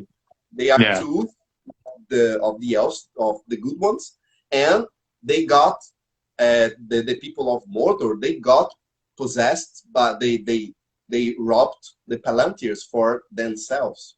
So what did you think about the Palantirs in the TV series? I'm with you on that. I'm excited to see them explore the Palantirs and their uses, and where they are in the world right now. Because by the time of Lord of the Rings, we only know of the one Palantir that's around. It would be interesting to actually see them as a connected group and how they're being employed in the world. Matheus, when you see the Palantir at the first time in the Great Wave episode, what did you think about the Galadriel? There is a conversation of Galadriel and Miriel talking about the Palantir. What did you think about that scene when we got introduced to this tool? It was good. I didn't feel too much. I liked to see the Palantir, but it didn't captivate me a lot. And when we see the Palantir again in the last episode, in the last episode, it is very weird. The king is talking with the girl, the daughter of Elendil, and she touches. I don't. She touches the Yeah, Yeah. I don't touches. remember if she touches, but with And she got a glimpse of the future. The same vision that Miriel got of the fall of Numenor, Galadriel has the same vision that she has. So this is something they're going they to didn't. use in the Yeah, next they season. didn't explore it a lot. But I think we can agree that showing the fall of Numenor was a very bad decision. I believe I this think was we're the all worst together. of the TV. And not just that, the escaping of Galadriel from the prison is a very cheesy scene. Oh my God, Yeah. It was bad. It who was was the really guy bad. who, because it looks like a sitcom. Yeah. It seems I'm watching a sitcom. It's so amusing. She just jumps off and pushes the guards into the cell, and she escapes. Oh my God! What the heck is going on? This Yeah. is a very It strange feels scene. like But something out of Monty Python. Yeah. yeah, like Monty Python. It's something very, very, very funny. And this was a very huge mistake. That's why we can see the difference between the direction, because in the first and second episode, we can see J.A. Bayona. And Bayona has a very clear choice of how to film the environment. Meanwhile, the director of the fourth and fifth episodes, and also Adar, the third one, is Wayne. The name of this guy is very, very difficult. It's Wen Chi Yip. It looks like Chinese. I don't know. But Wen Chi Yip, I only liked the last episode, which is directed by him, the only one. But Wen Chi Yip, for myself, I didn't like what he did in The Great Wave, The Parties, which is the fourth and the fifth episode. There are some things I enjoy in the episode of Ada. Some things, but there are some very cheesy stuff in the third episode as well, because Galadriel is moving like it looks like Zack Snyder's movie because she's moving, very, very slow when she's riding the horse. It's something very cheesy sometimes. But I say, oh, that's okay. It's cheesy. I have to embrace it. It's because I got very familiar with the style of Bayona, and I believe they couldn't pay. They should have paid a little bit more to Bayona to make some other episodes. Yeah. Yeah, there's the scene where she fights. She teaches the guards of Numenor to fight, and it's also really cheesy. She's smiling all the time, and she uses only one arm. I didn't like that. Yeah, we got here in the comments by Gutenberg that are we burning the TV series of Amazon? Not at all. We're not burning. We're talking about the ups and downs, because we are fans of the Lord of the Rings, just basically the movies and some of the things of the TV series. But there are ups and downs. I cannot see that. I cannot see that there are things I like and there are things that I dislike. But we can talk about the grades of the TV series in the end of the live. We can give ourselves the grade in the end. So there are just a few things I would like to talk about the Great Wave and the parties. Something that I believe it's something I really care about was the core of Adar.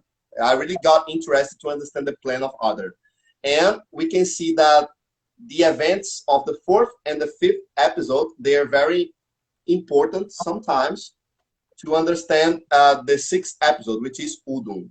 So I would like to talk a little bit about the Udun with you guys. So how was it for you to watch the episode, the sixth episode? Udun, I think, is when it finally felt to me like the series was actually taking a bit of a direction, you know? Like it felt a little bit aimless up until then. It finally felt like they were starting to go somewhere. Admittedly, it doesn't pay off until the following episode, but Matheus, when we are watching Udo, there are many things in this episode. It's like sometimes the evil is winning, and there is like a changing of scenario, and somehow the good ones are winning. It's something I got yeah. very confused. There are many, something. It's changing all the time. The events of Udo. Did you get the same feeling that it's like they're bringing many changings all the time it's like they're playing with it, right? They want to give that sense of emotion that something's happening, but in the end it's a little confusing.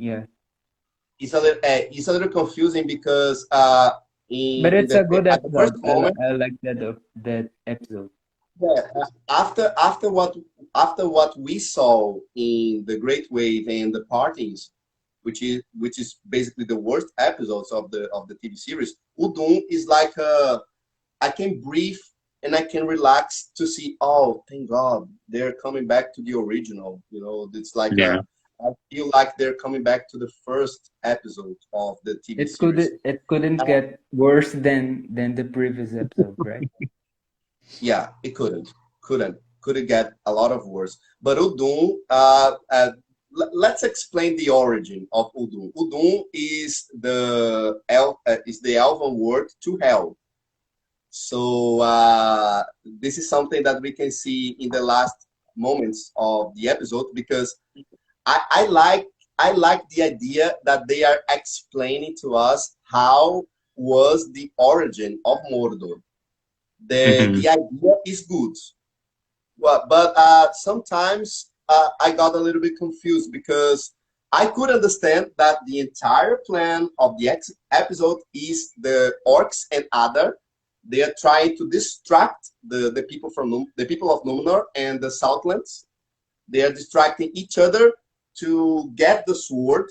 The sword comes back one more time, because the sword was important to create the substance who's going to be driven to the mountain and who's going to create the formation of Mount Doom.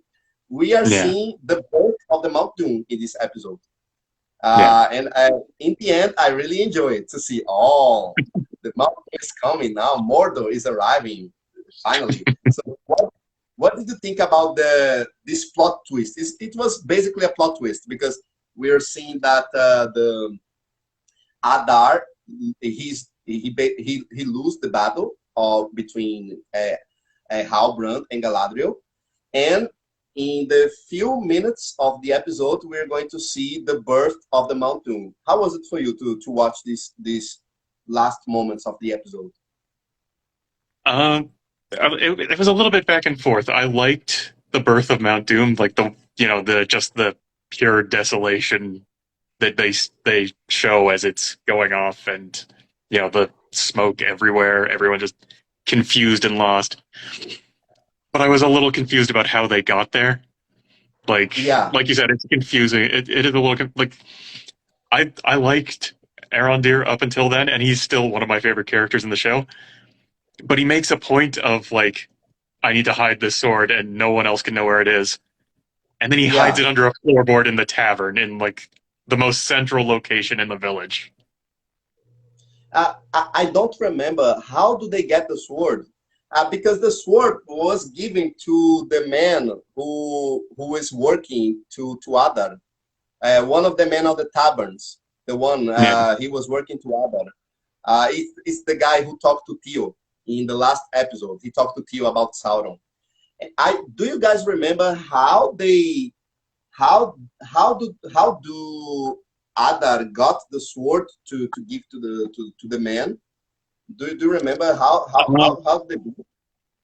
The way the sword is introduced is Theo and his friend are like in a barn or that I assume belongs to the tavern owner, and they like again find it just hidden under the floor.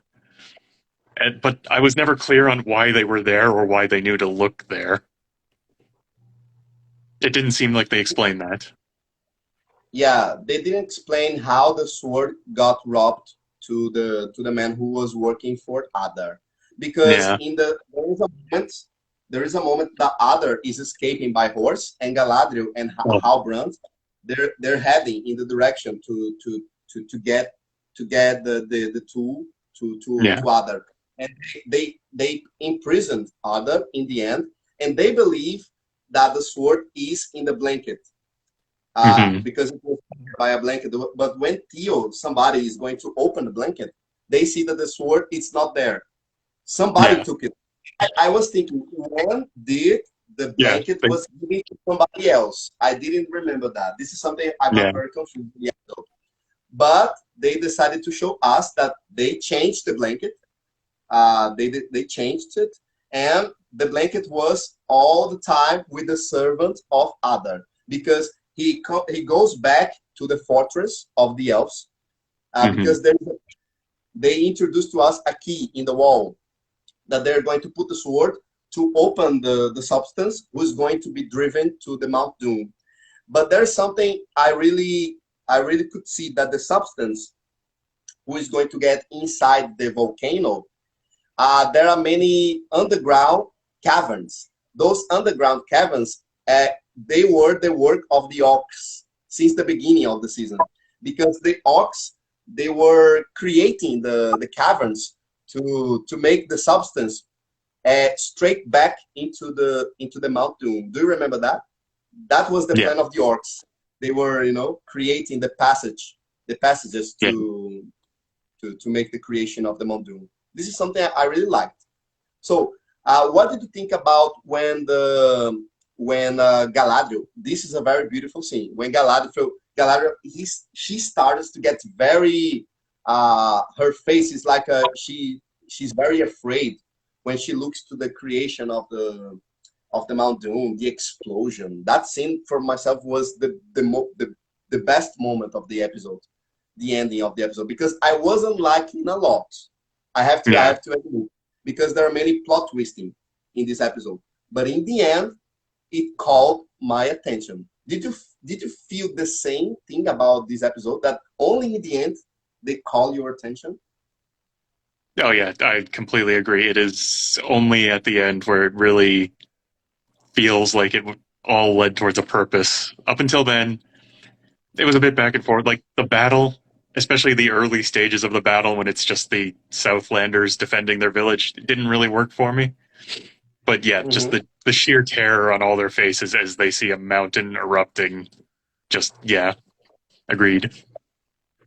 Yeah, the way the Númenóreans, the way they appear, it's very weird. They are losing the battle and they just arrive to save the day. I didn't like that. But yeah, the scene of Galadriel watching the Mountain Dew, it was nice. She realizes she was right after all. Yeah, but there is something I was thinking a lot when the TV series was over, because it seems that Galadriel, she has a lot of guilty, especially in the next episode. But she decided not to feel this guilty anymore, because it seems that her obsession to look forward and to search for Sauron, it seems that her obsession was something that caused that caused many events that she didn't want to. But I believe that if the people of Númenor couldn't get in the Southlands, it won't change nothing. I truly believe that Adar would make the formation of Mordor. Do you understand what I'm talking about? I believe that even if Galadriel wouldn't do nothing, she said, don't do nothing, Adar would probably win in the end. I believe so. I believe Adar will get the sword. He will create Mordor. with or without the presence of Galadriel with the Numenor people. So there is something I was thinking about they could explore a little bit more in the second season, because we don't see the Halbrand talking to Adar in the series. There is just a small moment when Adar is imprisoned, and we can see that Adar is telling something to Galadriel, that the plan of Sauron was to create something powerful, not for the flesh, but something on the flesh. This is something, this speech, this line of Adar is something that Galadriel is going to remind in the last episode, right? So I would like to see more about the relation of Adar with Halbrand. I really would like to see something much more, you know, in future seasons of the TV series. I really hope that they have a lot of things to improve. I really believe we can agree upon that. They have many things to improve. But I have to remember that when I was there, I know that Amazon Prime Video, it's not the best example of good TV series so far. Because the best TV series of Amazon that the audience really enjoyed was The Boys, as far as I can remember. Do you guys remember any other TV series of Amazon who got very famous by the public? I can only remember The Boys. All I can think of is The Boys. The only other thing I can think of is The Wheel of Time, and that never really got big success. Yeah, the wheel of time. I liked the atmosphere, the construction, but it didn't got a lot of success the first season. Matheus, are there any other TV series of the Amazon that you really enjoy to watch? It could be something not related to fantasy, you know. I don't think I watched any Amazon TV series other than Rings of Power. Yeah, I didn't watch The Boys. Sorry, I just remembered the Grand Tour. Fleabag. I like Fleabag, but Fleabag is a sitcom. Fleabag, right? One of the few sitcoms of the Amazon Prime that I really liked. It was Fleabag, but it's different genders, you know, because when we are comparing the Netflix is on this kind of on this kind of process for a very long time. You know, the industry of TV series is something that Netflix started with. Besides HBO, it was the best channel of TV series so far. And Netflix was the only who tried to pursue and to struggle against HBO. But Amazon, I believe, still is the beginning. They are still learning how to create something beautiful to watch. They're still, and that's why we can see the difference when we are comparing a TV series from Amazon to one of Netflix and the other one of HBO. We can see there are many differences about the directing and the writing of the but episodes. the amount of money they put in the show, it was, I don't know where they used that, because only in the special effects, but you don't see a good plot, you know. They could have hired better writers to the show, but it feels amateur. You know what I mean? It feels like the writers need to grow just like the characters. Yes, I felt that too. But I believe that the most of the part of the cash was used, basically, like you told you, is to create the visual effects and also breathtaking. I believe that the environment, some of the places, I don't. Do you guys know if they used the New Zealand to film the TV series? Was it played on New Zealand, like the Lord of the Rings trilogy? I believe I so, don't right? know, but I read yesterday that for the second season they will go to New Zealand, but I don't know if in this season they filmed there. Yeah, I don't Yeah, think they did. It looked to me like they filmed mostly on sets. yeah. I really hope that they are going to bring something better in the next season, especially some of the places that Peter Jackson filmed. There is a Yeah. lot of scandal involved because there was a conversation that Peter Jackson was possibly hired to film some of the episodes, and in the end, Peter Jackson said that Amazon didn't call him. Like they it Uh, was like it's a very interesting story that Peter Jackson said, oh, they were considering the possibility of myself filming the TV series, but in the end, they decided to not call me anymore. This is, I believe that Howard Shore Yeah. from the team, Howard Shore is something that we can remember because of the songs, you know, the main title. It's something I would like to ask you. What did you think about the main overture of the TV series? Did you like the main overture? no, I found it really forgettable. It didn't stick out to me at all, you know? And it's baffling because like Amazon has all the money in the world and they threw all the money at this show. They could have just bought Howard Shore's main theme. Yes. So, Matheus, what did you think about the main overture? Because the song is very great. I really love the song. The song, Howard Shore is amazing. I have to tell you, I like the entire, even the Hobbit movies. Howard Shore's songs are beautiful, but Oh yeah, his scores were all that, fantastic. it can't save the movie. It's not just the song; it can't save the movie. Yeah. So that's sad. But there is something I like about I like about the main overture because there are many symbols in it, and some of those symbols they are connected to the Tolkien's universe. Do you guys remember some of those symbols that appear in the main overture? Some of them. There's the trees, right?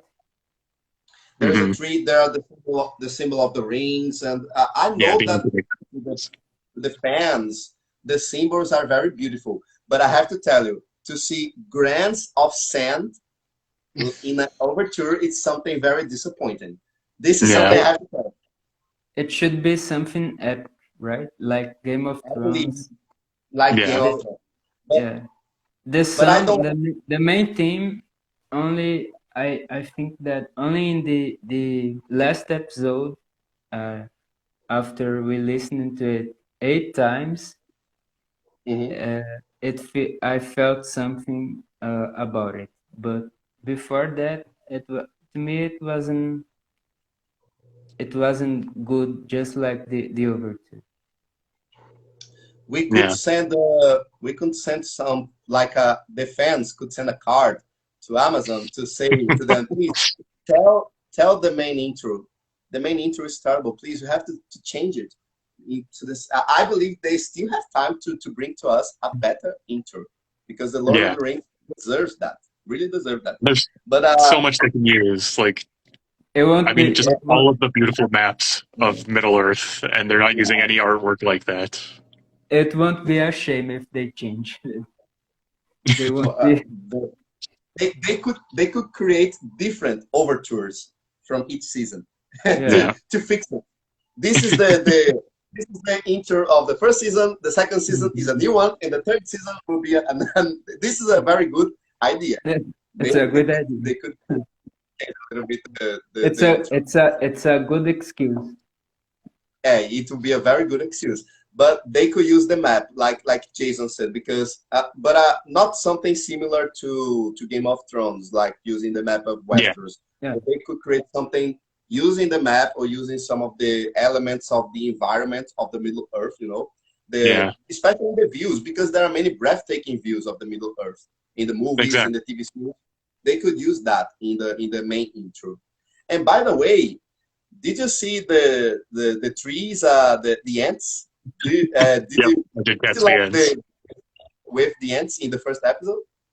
Yeah. I I did catch him. No, I I loved didn't. seeing him. I was a little disappointed we didn't see more. Yeah, I this is something I I was don't missing. remember. We did the ends a little bit more. We could have. Do you remember, Matheus? There is a very brief scene of the ants. When there is the fall of the, do you remember the fall of the comet? When the comet Yeah. is falling in the middle of Earth, we can see many races, you know? And there is a moment that the ants, they appeared. It's something very brief. But I It's very believe, subtle. Just see some trees moving slightly, basically. Uh, I don't I think I believe remember. I have to see it again. you just look to the scene of the comet. You're going to see that the ants, they appear. But they have to explore a little bit more about the ants in the TV show. Because the Yeah. ants, they are very important. They're a very important race to Middle Earth, you know. So I'm hoping to see the ants during the future of the seasons, you know, the next seasons. So guys, Yeah. now let's talk about the fifth and I mean the seventh and the eighth episode, which is the Eye and Aloy. But before that, I'm going to talk a little bit in Portuguese to the people who's still watching for us. Sadly, Yep. not everybody here can talk both languages, but it's just to make a small resume, which is something Yeah. very difficult about everything we talked so far. Yeah. Pessoal, nós fizemos um panorama falando basicamente sobre o que nós achamos do terceiro, quarto e quinto episódio. Falamos muito sobre o Ada, sobre as origens desse personagem. Lembrando que ele foi um personagem criado exclusivamente para a série da Amazon. Ele não tem nenhuma ligação com a criação do Tolkien. E foi um grande, eu diria que foi um grande adicional para a série, não foi, Matheus? Que o Ada, de uma certa forma, ele é muito, muito relevante para Ele é um dos pra melhores, trama. ele é um dos melhores personagens mesmo. E Apesar a de gente aparecer pouco, mas o tempo que ele aparece em cena chama a atenção. Acho que o ator, ele contribui muito para isso. Eu gostei do ator.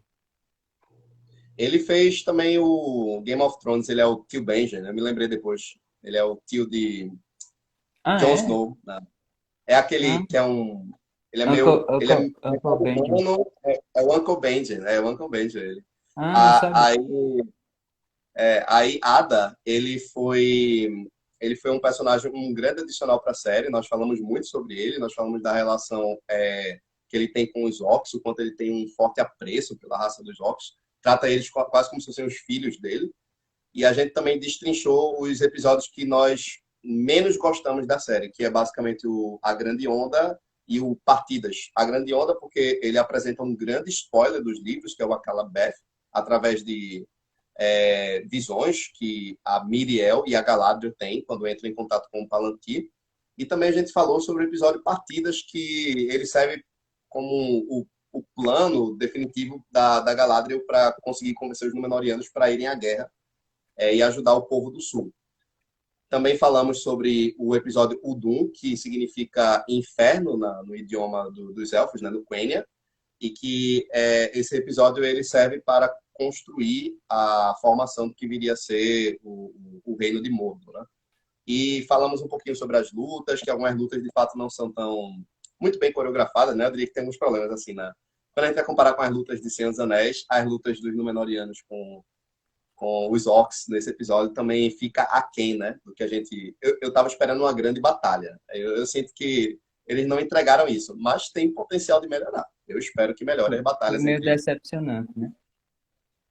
Foi. Mas o que compensou foi quando a Montanha da Perdição explodiu. Isso foi realmente o que salvou o episódio. Acho que se não tivesse tido esse momento, eu teria achado o episódio um pouco mais, né, aquém. Porque teve muita reviravolta, uma atrás da outra, um enganando o outro. Uma hora Arondir enganando os orcs, uma hora os orcs enganando o Arondir. Aí uma hora Eles chega, sabe, muito... colocaram pessoas, né, fingindo que eram orcs, e aí eles veem que eles mataram os próprios deles.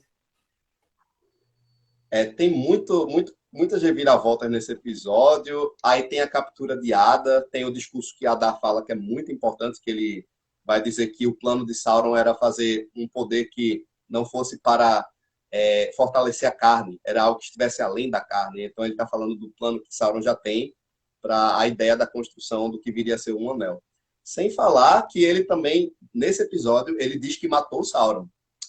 E nós ficamos até assim, como assim o Adar matou o Sauron? E a gente pode dizer que isso foi só uma mentira, né? Pode ter sido até um plano entre Adar para enganar eles, né? É algo que a gente pode até aproveitar e falar agora nos 2 últimos episódios.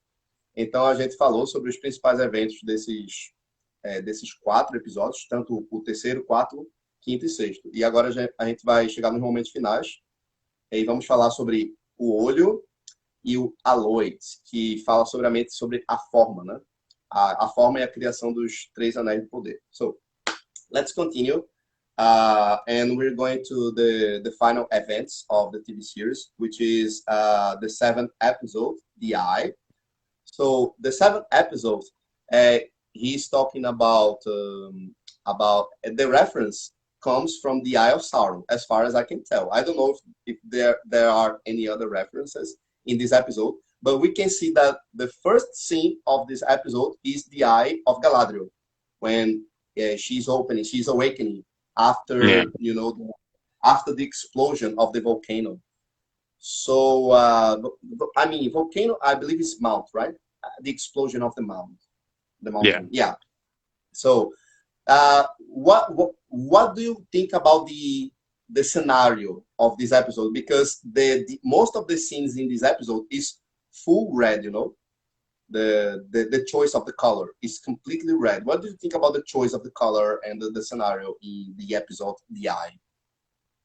I did like the color choice. I thought it was very striking for the episode. It did, it was very effective at just sort of conveying the doom that's now overseeing them all. So, Matheus, what about you? How was it to see the awakening of Galadriel when she's looking to the full destruction of the houses, and there is a very beautiful scene, the horse. We can see that there's a horse and he's on fire. This is I really enjoyed that, to see some of these very short details that called my attention when I was watching. What did you think about those details? Yeah. It recalled me Pompeii. Yeah. Right. Pompeii. Same. Yeah. I thought about the events. It was really emotional to see that. I have a question for you. What about Isildur? Because in the end of this episode, there is a mystery about where is Isildur, because according to them, Isildur was killed, but we do know that Isildur, because we know what is going to happen to Isildur in the novel. So they just forgot about him. What happened to Isildur? I don't know where he is. Maybe other caught him. I don't know. Or he is just laying there on the floor. I really don't know. Yeah. Do you remember a scene? There is a scene that there is a house on fire, and I believe that somebody is trying to save one of the people of Numenor who is inside the house on fire. And I was thinking, is this guy who is there lost on the fire? Is that guy Isildur? I don't recall. Do you recall that? Do you know, Jason, about the scene in the house? No, wasn't Isildur one of the people that Muriel brought to help the person in the house? Isn't that that's how I remember it? Yeah, they were trying to help that person, but the ceiling fall. I think the ceiling fall, burning. Yes.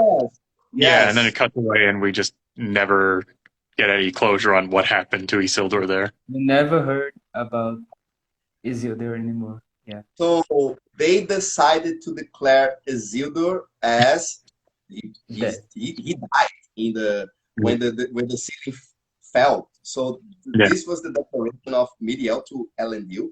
I don't understand that scene, because somehow she goes to Elendil and says, "Oh, your son, he died. But what about the corpse? Did you see the corpse? Where is the corpse?" It was something I was talking about it, because Elendil he started to get very pissed off and he says, "Oh, I'm going to find my son," but they say, "No, your son died." But man, where is the proof? Yeah. They could get a proof, something like the sword of Isildur or the armory or something. They don't have anything to prove that Isildur got killed in the fire. This is something I didn't like in the episode. The reason he told them. Yeah, something we know about movies and TV show is that if they don't show the body, the person is not dead.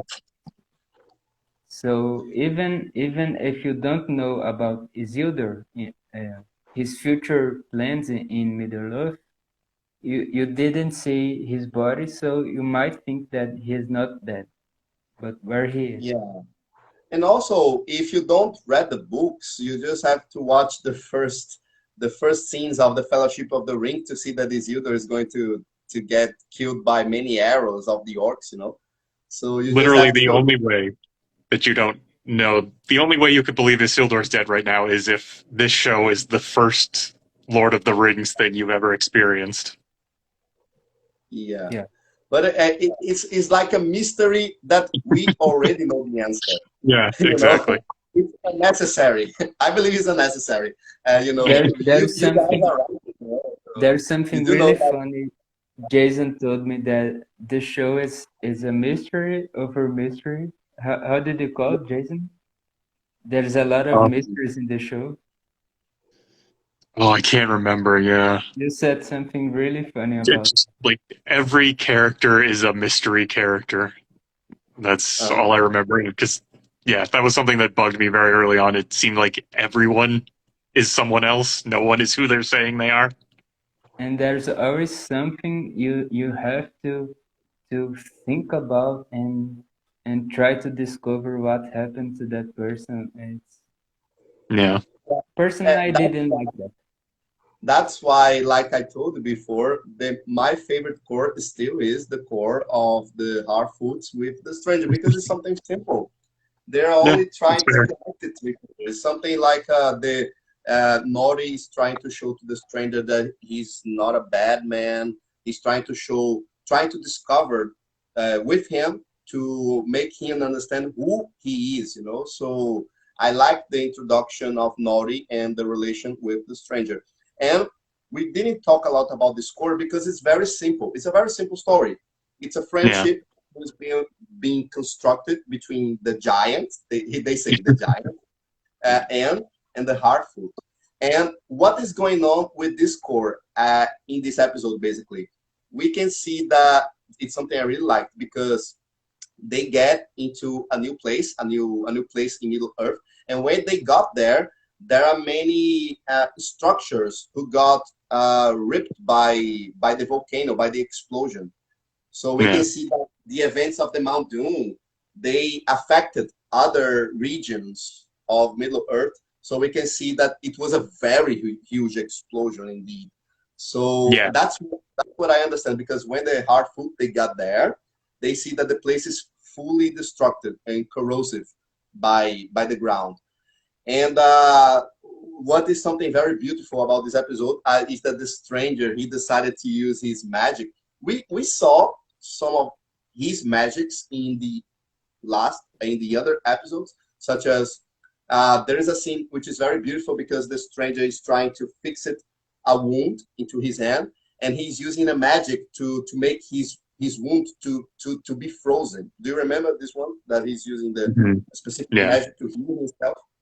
So we can see that the stranger, most of his magics are related to elements of nature, in fact.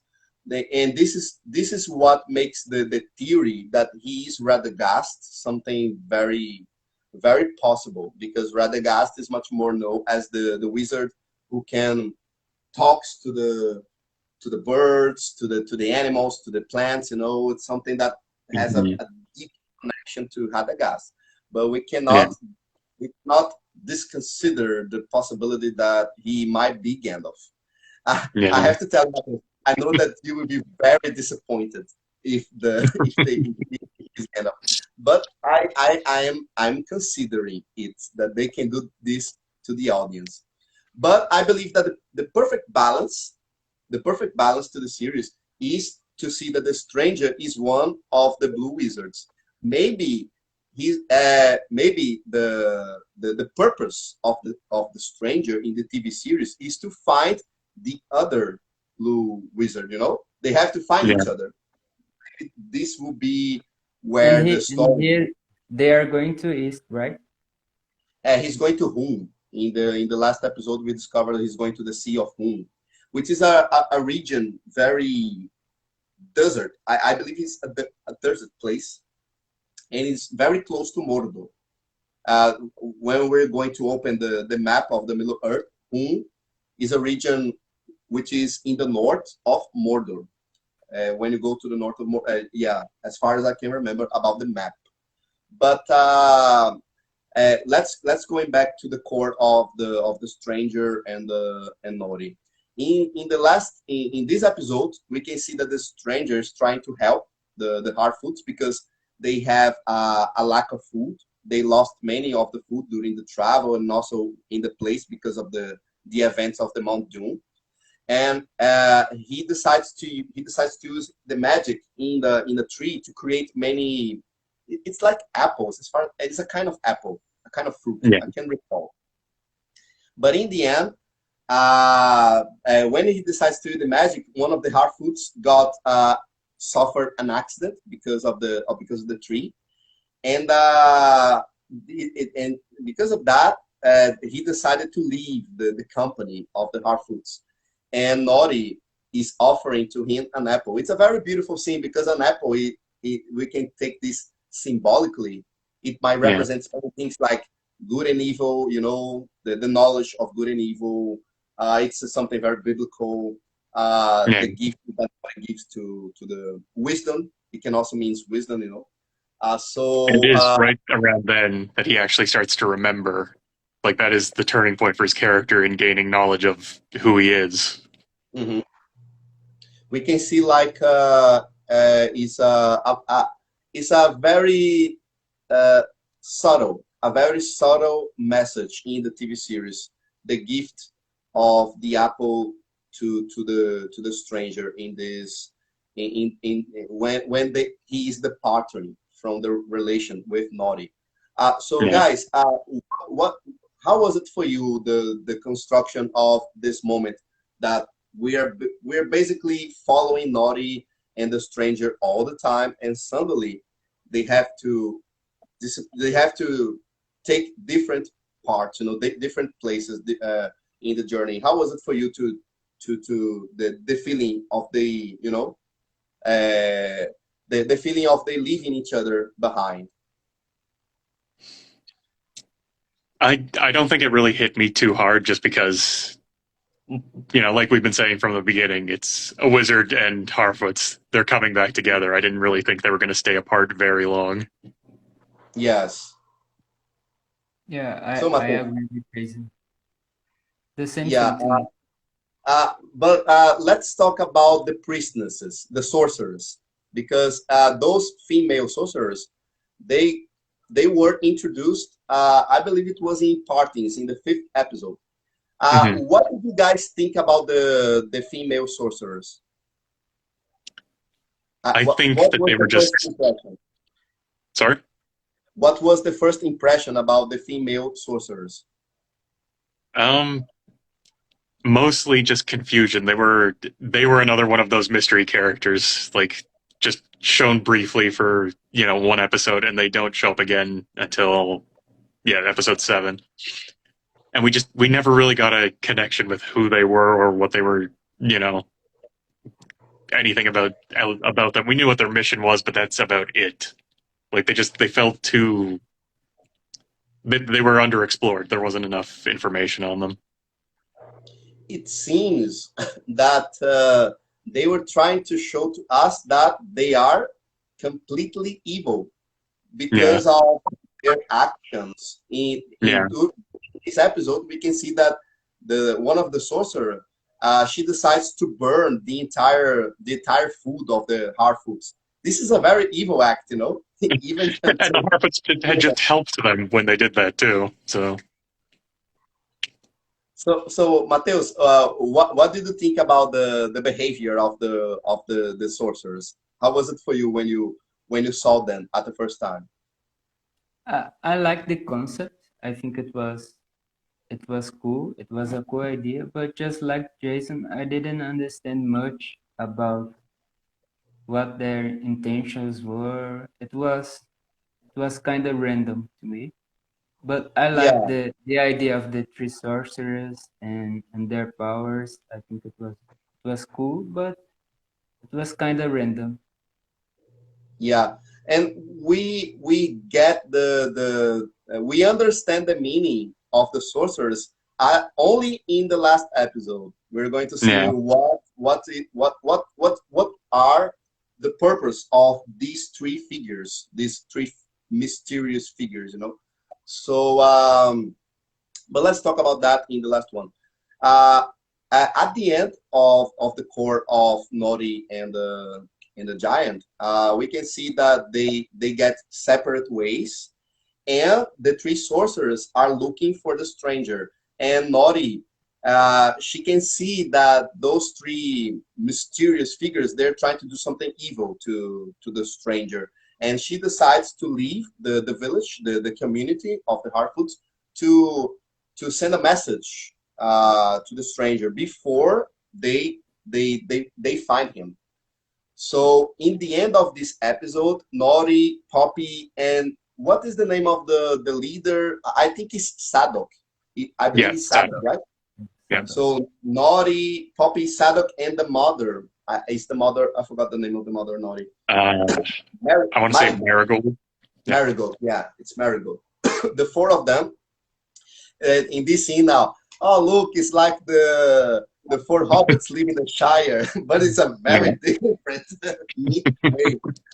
But I believe it's like like I told you before, it's like my memories, my emotional memory working again. But I can see that it's a very different situation, you know. For Harfoots live in the village to in this case it's something different. They're going to save the wizard. It's something very brave of the four Harfoots to do so. So we're going to see the results in the last episode. But let's go back now to the second core. Basically, we have three cores, which is these events of the Harfoots. Meanwhile, we can see that the relation with Elrond and Durin is not going so well, especially because of the father of Durin. Did you guys like the father of Durin in the series? I believe he's just like a ordinary dwarf who is very focused in money, in the richness of the dwarf people. Did you guys the father of? Yeah, I wasn't a fan. He was just sort of a generic controlling father figure. He didn't really stand out too much. Yeah, I wasn't very attracted there's to this scene where he takes Durin's collar, I think. He takes he takes something from him and throw, and it was good, the scene, but yeah, it was kind of generic. It was a nice scene it was well dramatic, acted, but it was well acted, I can say. But I believe that the core of the dwarves, it shows us that they found the mithril. This was the center of the story, and they're going to use the mithril to create the rings of power. But there's something that caught my attention. We can see the first appearance of a Balrog. We have we have that flashback of the Balrog fighting, but it's something very quick. But we can see that there is a Balrog in the depths of Khazad-dûm, you know. So I was wondering. I know this is it cannot be possible. Maybe it can. Do you guys believe that the Balrog who is there in the depths of Khazad-dûm is the same Balrog that Gandalf is going to fight in the Lord of the Rings?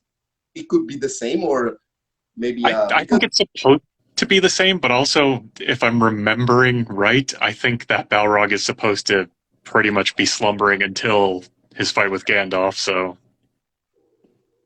who knows?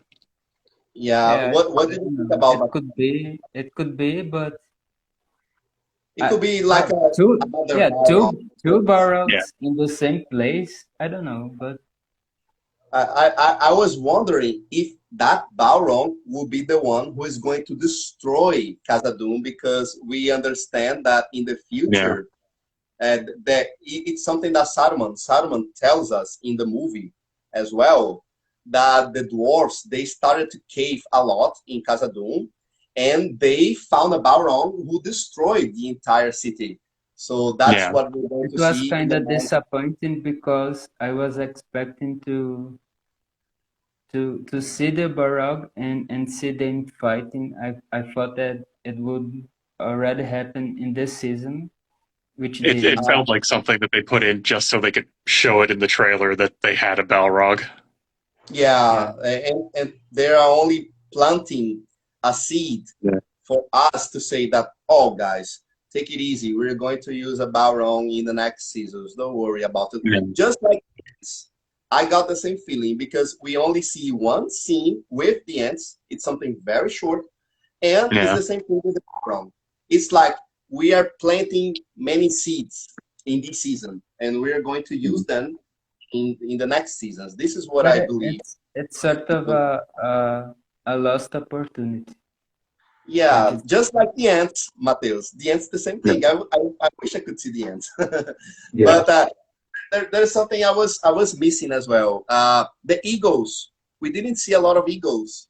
You know, the eagle, we didn't see the beasts of the Nazgûl. There, we have just a small scene of an eagle and one of the beasts fighting to each other, which is in the first episode, which is the battle that the brother of Balrog is participating. This is just something we didn't see too. It was Ungoliant, the spider. Yeah, I was really expecting. It would be cool to see her. And we could also see some of the origin of the one. It's because Ungoliant have many children. One of the children of Ungoliant is Laracna. So I was thinking that maybe they could give us a hint, you know, like a small scene showing that Laracna. Shelob. Laracna Shelob. Yeah, I assume that. Shelob. The names are very different, because in Portuguese it's Laracna. So Shelob. So we could see a little bit of Shelob in the first season, but we didn't see that. I was hoping because we saw the beginning of Mordor. Where is Shelob in the construction of Mordor? We could see that. I was thinking about that. Maybe they could explore a little bit more about Shelob in the next season, you know. So now let's just go back to after what happened to the core of the dwarves and the core of the elves. We can see that this only gives us Elrond. He gets just a small, like a small amount of mithril in the end, and he's going to use this stone of mithril to offer to Celebrimbor to create the three rings. This was the purpose of the core, and this is why I got very frustrated sometimes, because oh my gosh, all of this conversation between Durin and Elrond that we see on the entire season was just for Elrond to get a small piece of mithril. I understand the purpose. It's only for creation. But I also believe they could explore a little bit more of Khazad-dûm.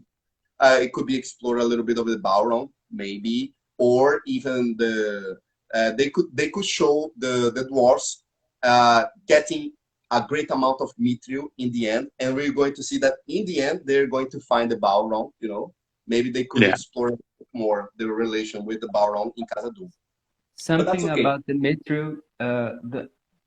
Did you guys didn't think it was kind of silly? The destiny, the fate of the elves depends depending of the mithril. Yeah, it looks silly, but It I was do. little forced stuff. Yeah, they forced. But Yeah, agreed. that reminds me. That reminds me of something. Do you guys remember that the purpose of the three rings in the core of the Lord of the Rings is basically to introduce the power of those three rings that they can have to keep the immortality of their kingdom.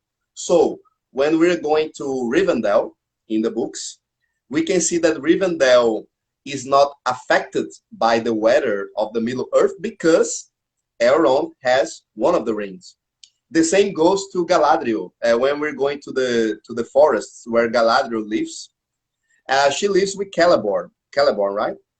Yep. And there is a mystery in there. Where is Celeborn? Because she says that Celeborn died, but we do know that Celeborn is alive. He's going to be her husband. And I understand that the purpose of the creation of the three rings is to make the region where the elves lives, they can become immortal lands, because the land of Galadriel is immortal. Rivendell is immortal as well. They are not affected by the changings of the Middle Earth.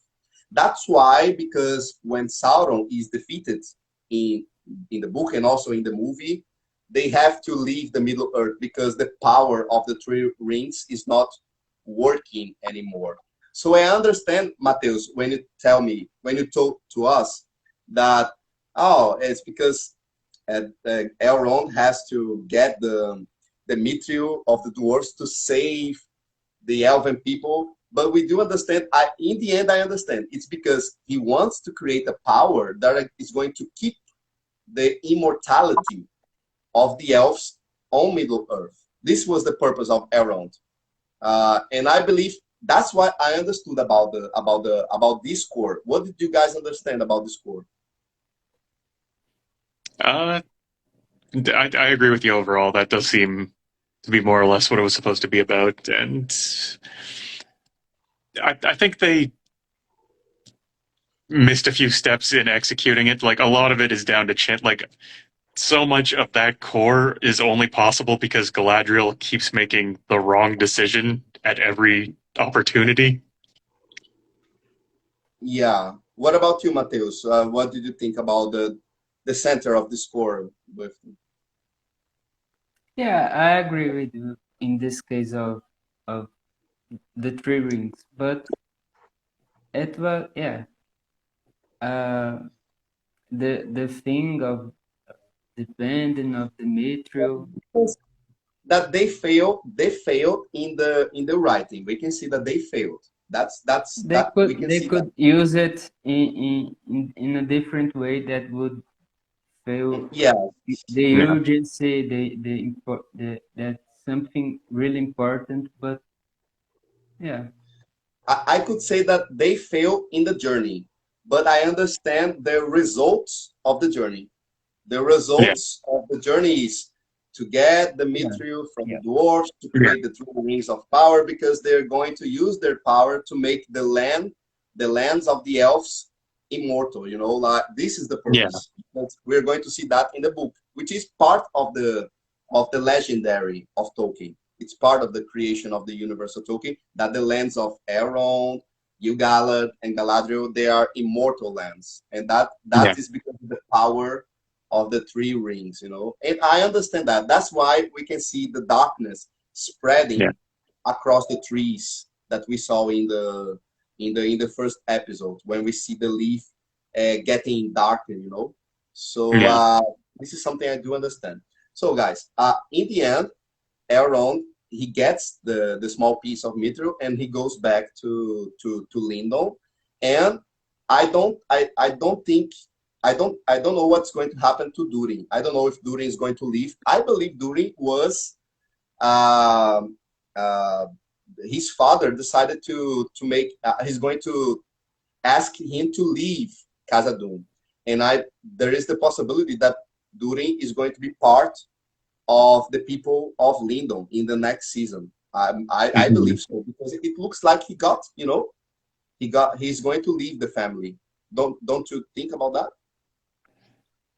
There's something in the last episode really confused me actually about Disa, her final speech to Durin. Am I the only one that felt it sounded really like Lady Macbeth-ish, which is completely at odds with how she'd been for the rest of the series? People were even joking that she could be Sauron because of that line.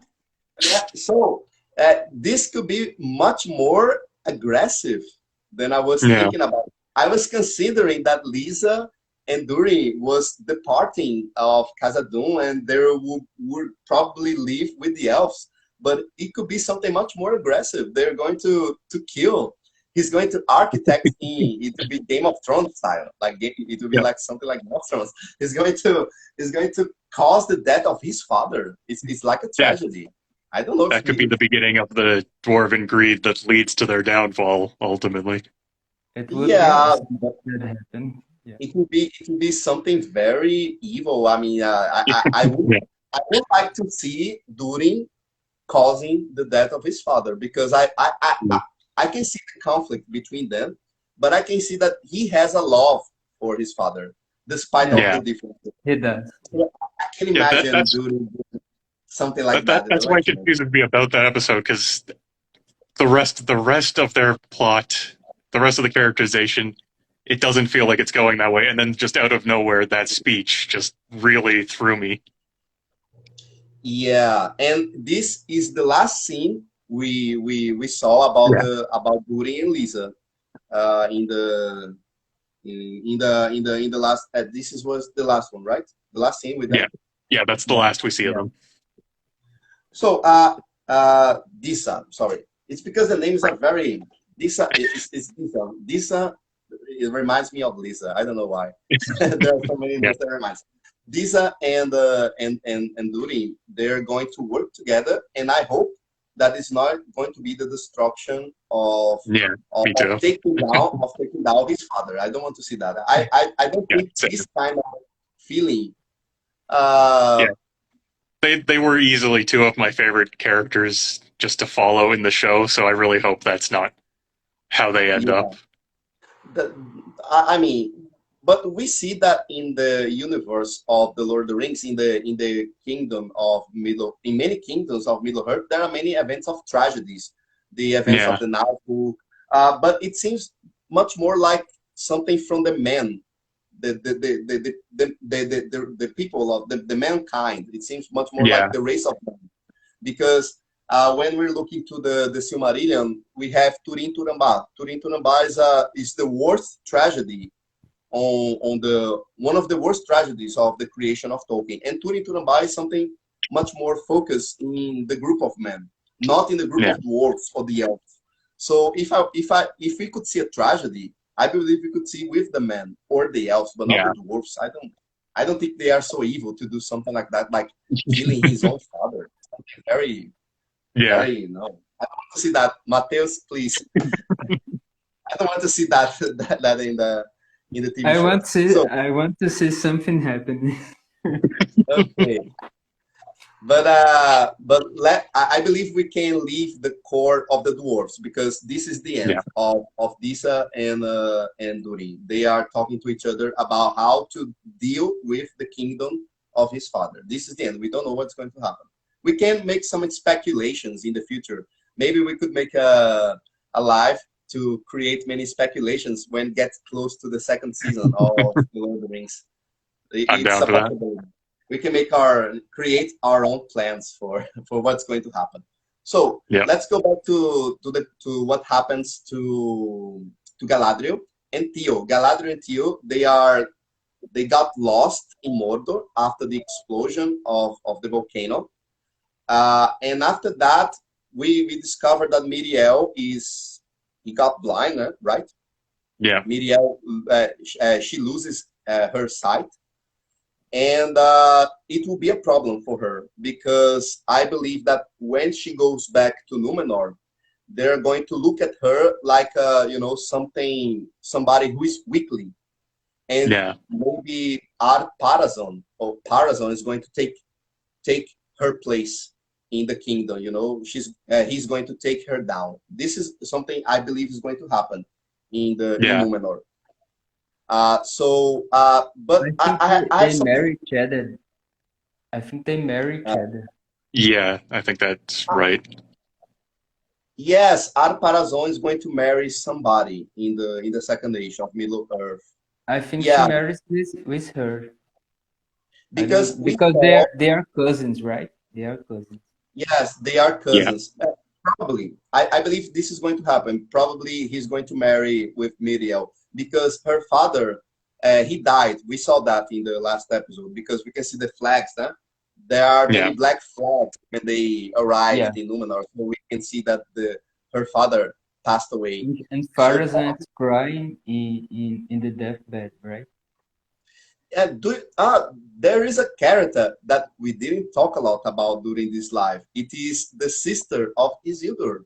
In the end, because it's a character that I say, whatever. I don't care about the and the son of Pharazôn also. I forgot he was even in it. he tries he burns the ship and And we have to remind people that Isildur has no sister in the books. He has a brother, which is, I forgot the name of his brother. Do you guys remember the brother of Isildur? Anarion. I believe it's Anarion. I don't recall. Isildur and Anarion. Because, do you remember the statues we see in the Lord of the Rings? There is a statue of Isildur, and the other statue is Anarion, the Argonaut. Right. When we're going to see the Argonaut in the books, the two statues are Isildur and Anarion. Meanwhile, in the movie, Peter Jackson decided to change because Anarion doesn't exist in the movie, so it's the statue of Elendil and Isildur. So I was hoping to see Anarion in the TV show, but I don't know if he's going to appear. I remember a scene in the bad core of Númenor that they are talking to each other, and they mention the Isildur's brother. Do you remember that? There is a conversation in family. I do remember that. Don't they say he's dead? Isn't that? I don't know. They are at the table, and they are at the table, and I thought that Anarion was far away from Númenor, maybe in the sea, maybe in someplace else. I hope to see Anarion in the next seasons of the Lord of the Rings. But I remember that Isildur's sister is taking care of the king before he died.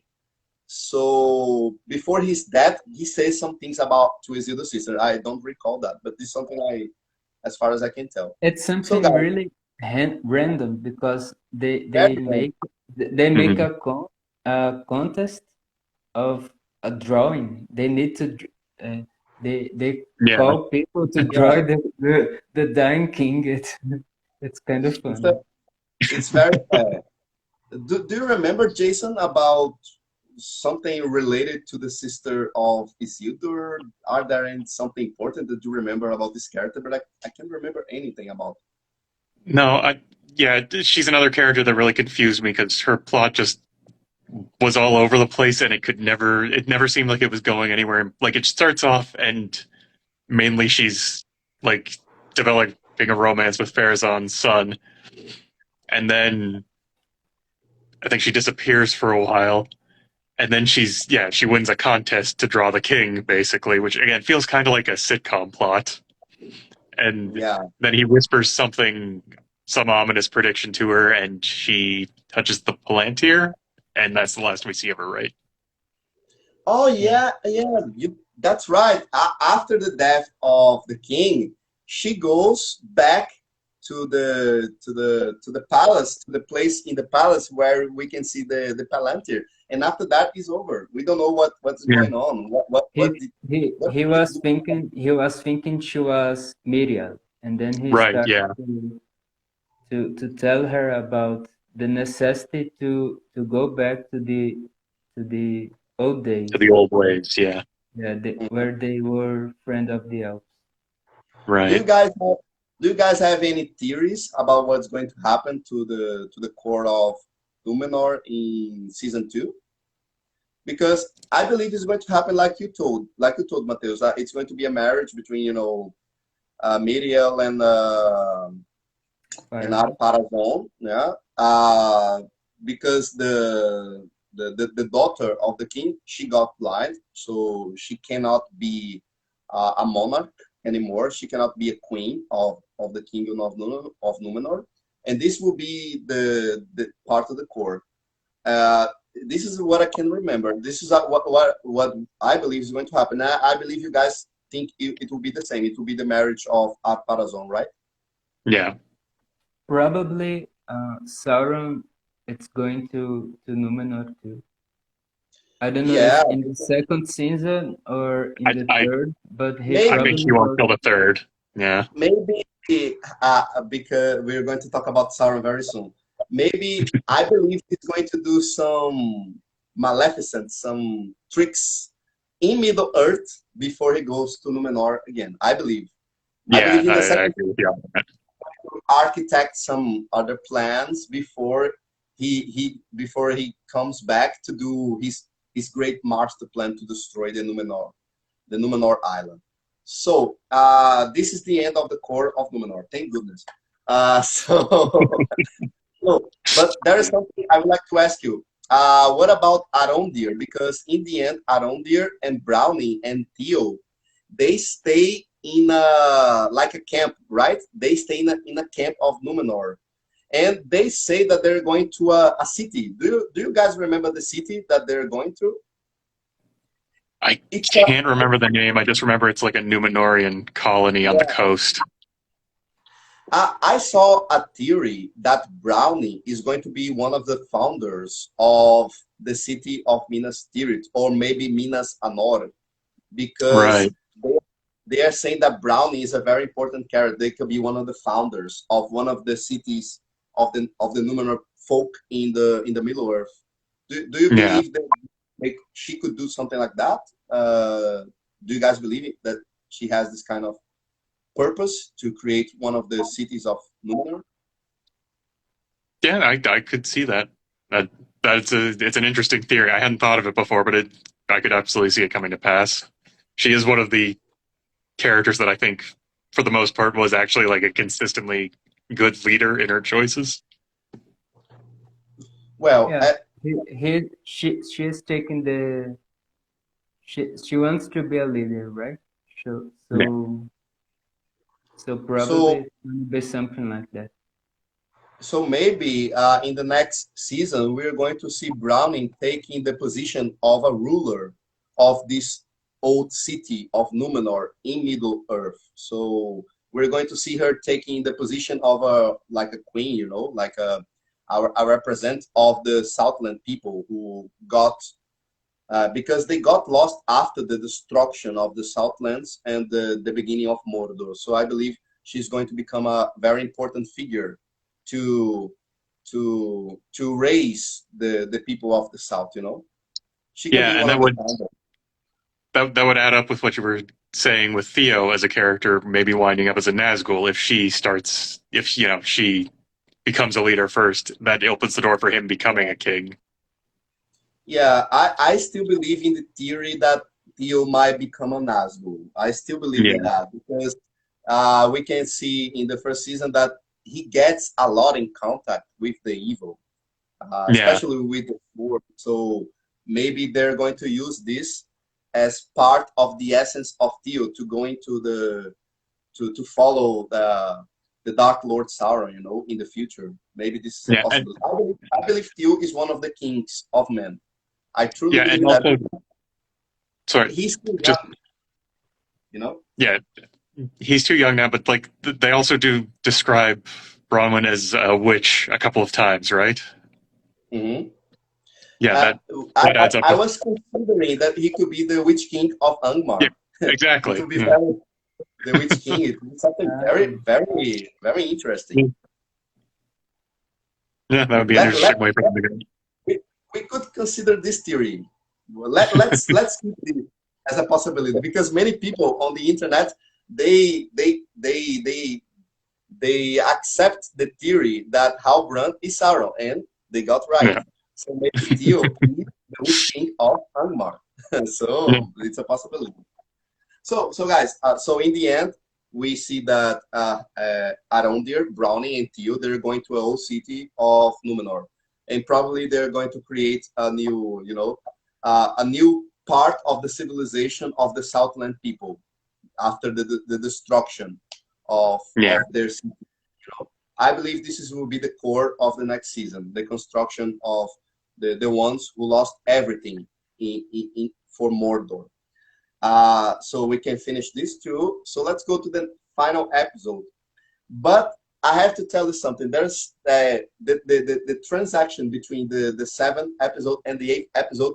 It got very exposure because I didn't like at all to see. Do you remember? We can see the image of the camera moving on into Mordor, and we see the Southlands. And after that, that was really cheesy.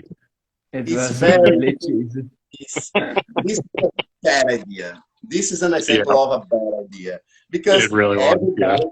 Because I believe that everybody who is watching a TV series of the Lord of the Rings would probably understand that the explosion of the mountain is the formation of Mordor. Probably, you do understand what was that.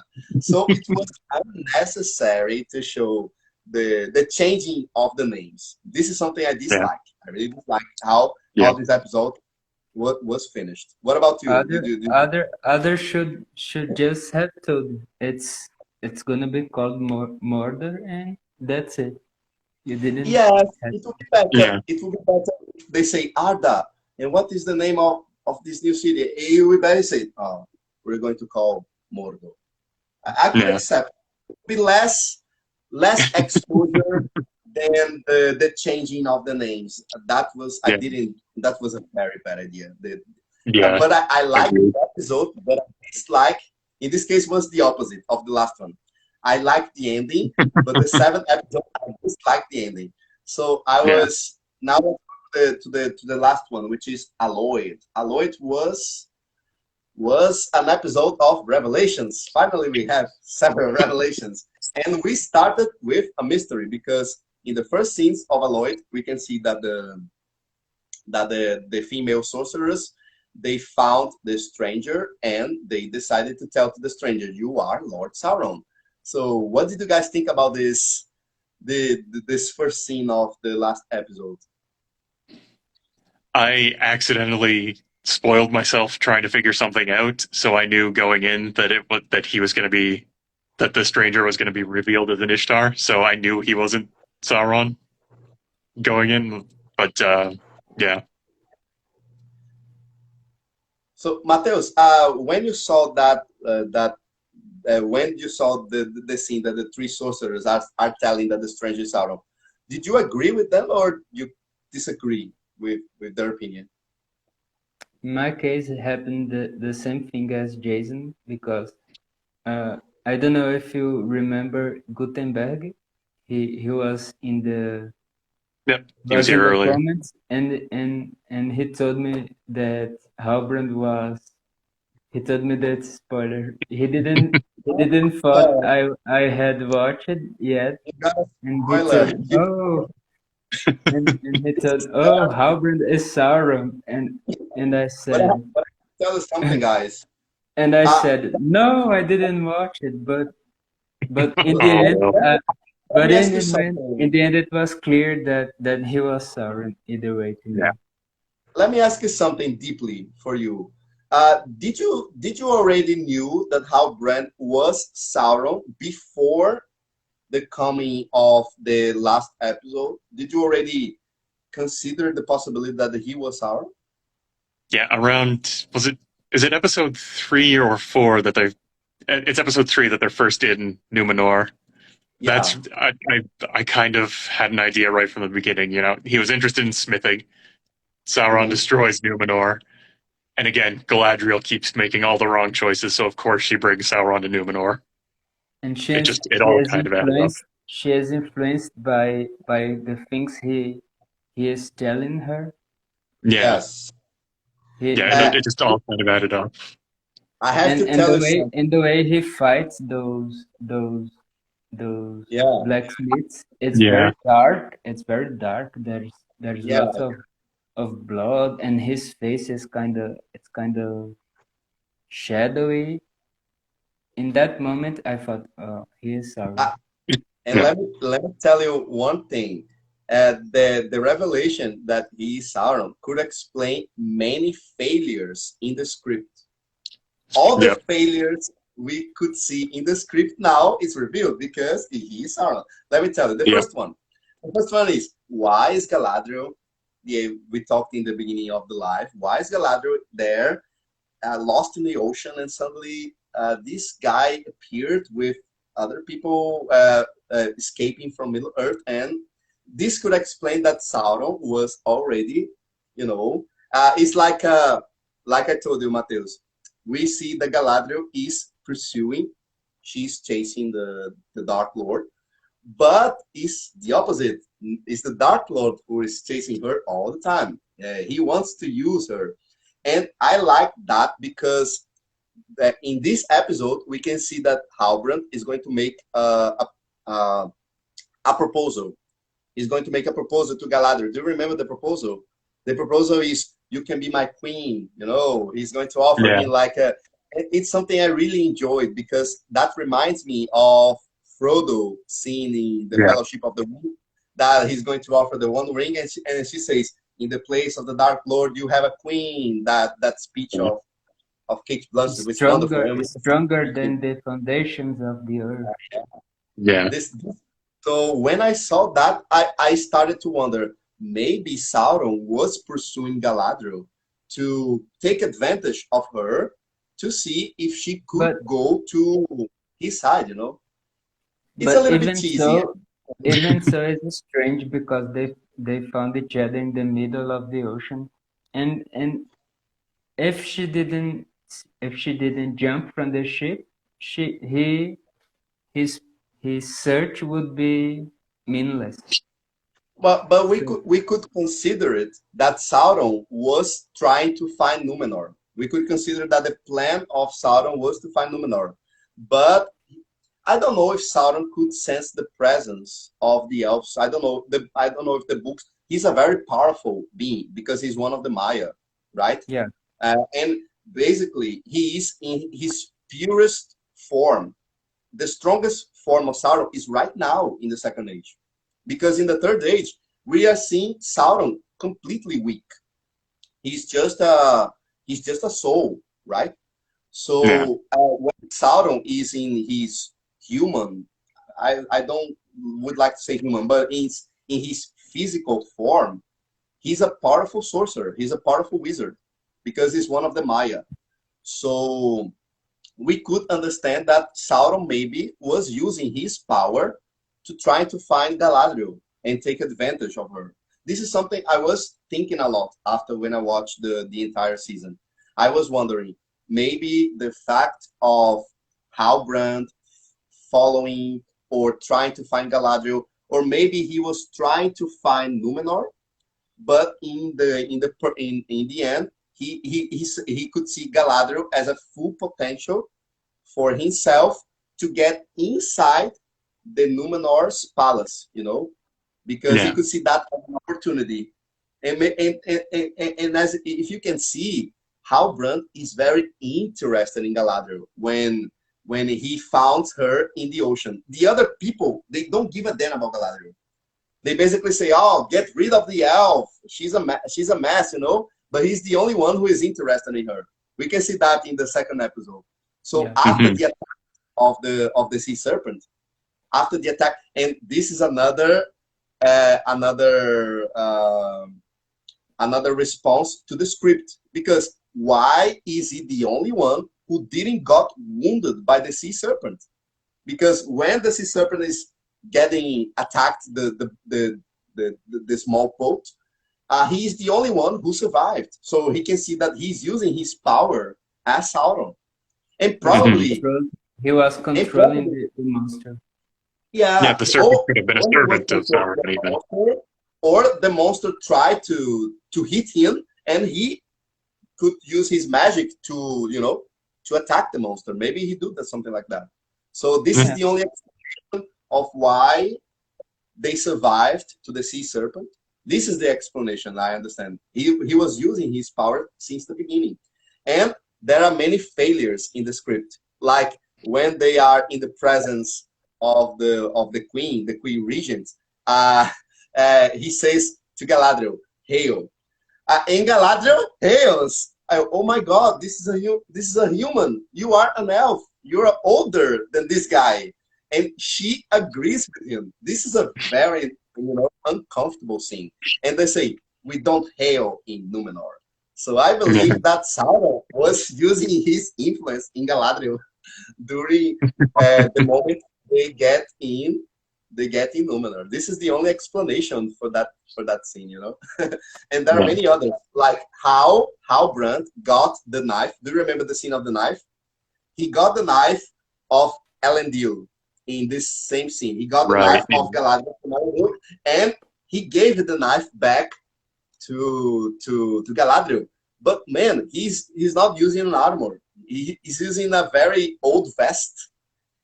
He was using magic to hide. This is the only explanation. There are many failures in this script, and the solution is Sauron. This is the only solution. Another one. Do you guys remember that in the last, from episode 7 and episode 8, Halbrand, he got wounded in his belly. He has a wound in his belly. Do you remember what happened in the next scene? He's already riding a horse. This is impossible. How can somebody who got wounded, is a badly wound in his belly, and in the next moment he's riding? This is not possible for a human being. Riding for 6 days riding. Like I told you guys, the fact of Halbrand being Sauron is an explanation for all the failures in the first season. All the mistakes are explained by him being Sauron. He's like the ace in the, you know, from the cards. He's the ace to solve all the problems. So I would like to. So that's why I'm asking to you. Do you already believe that Halbrand was Sauron? Since Jason told that he started to believe in that in the 3rd episode. What about you, Matheus? Did you get any feeling that he was Sauron in some moment of the TV series? Yeah, as I said, the moment when he got interested in forging, in being a blacksmith, the moment where he fights the other blacksmiths, it's a very dark fight. There is a lot of blood. In the 7th episode, he disappears for a moment, and he appears with the belly, and he was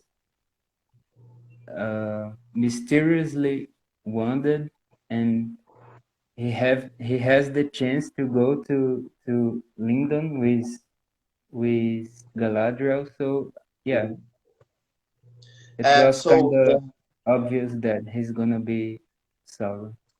And we can see that in the last moments of this episode, where we are focusing that we discovered that the stranger is not Sauron, because he used his magic to save the Harfoots from the sorcerers.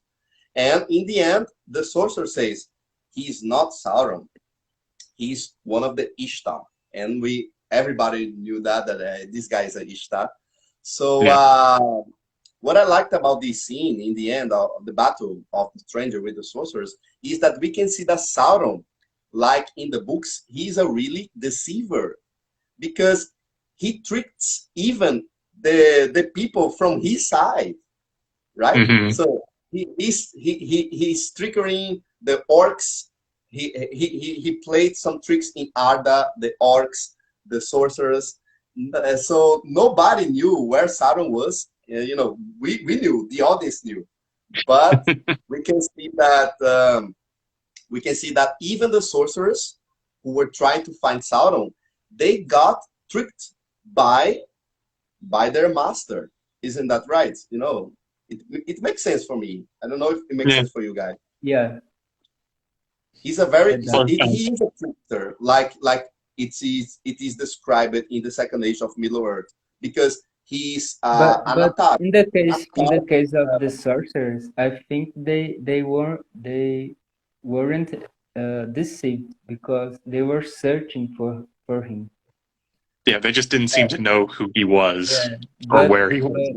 but for somehow they think the strange is Sauron, maybe because they saw the meteor too. I don't know. Okay.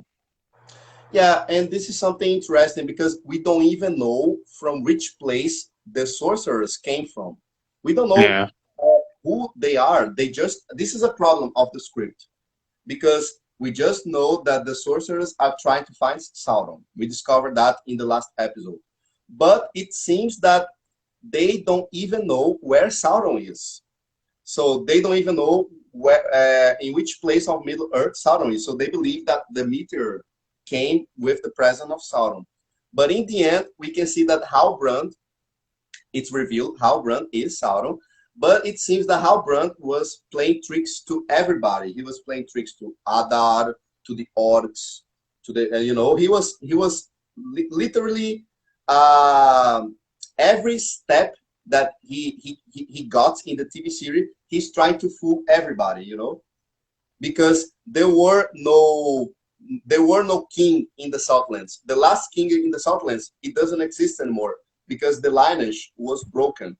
They discovered that there is a scroll that Galadriel reads in this episode, and in the scroll it says that the last king in the Southlands, it doesn't exist. So that's why she started to to say, oh, there's something strange about this fellow. And we can see that there is a conversation that she has to Celebrimbor, and Celebrimbor says the same line that Adar says, that it is a power who goes on the flesh. And that's why she starts to arguing, where did you learn that? Because probably Halbrand had a conversation with Celebrimbor, and it was him who said that, and he was only rephrasing Halbrand. So guys, but things there were too fast. The way he tricks Celebrimbor, the way they start to work on the rings, it was really fast. In the books, it takes many years, I think 100 years to finish. That could have been an entire season of him just slowly seducing Celebrimbor. They finished it in half an hour. So it was really fast. I also have an issue about the format of Amazon Prime, because they prefer to use 8 episodes by season. I believe that they could create something much bigger, like 10 episodes that we see like in Game of Thrones or The Sandman. It should be at least 10 episodes.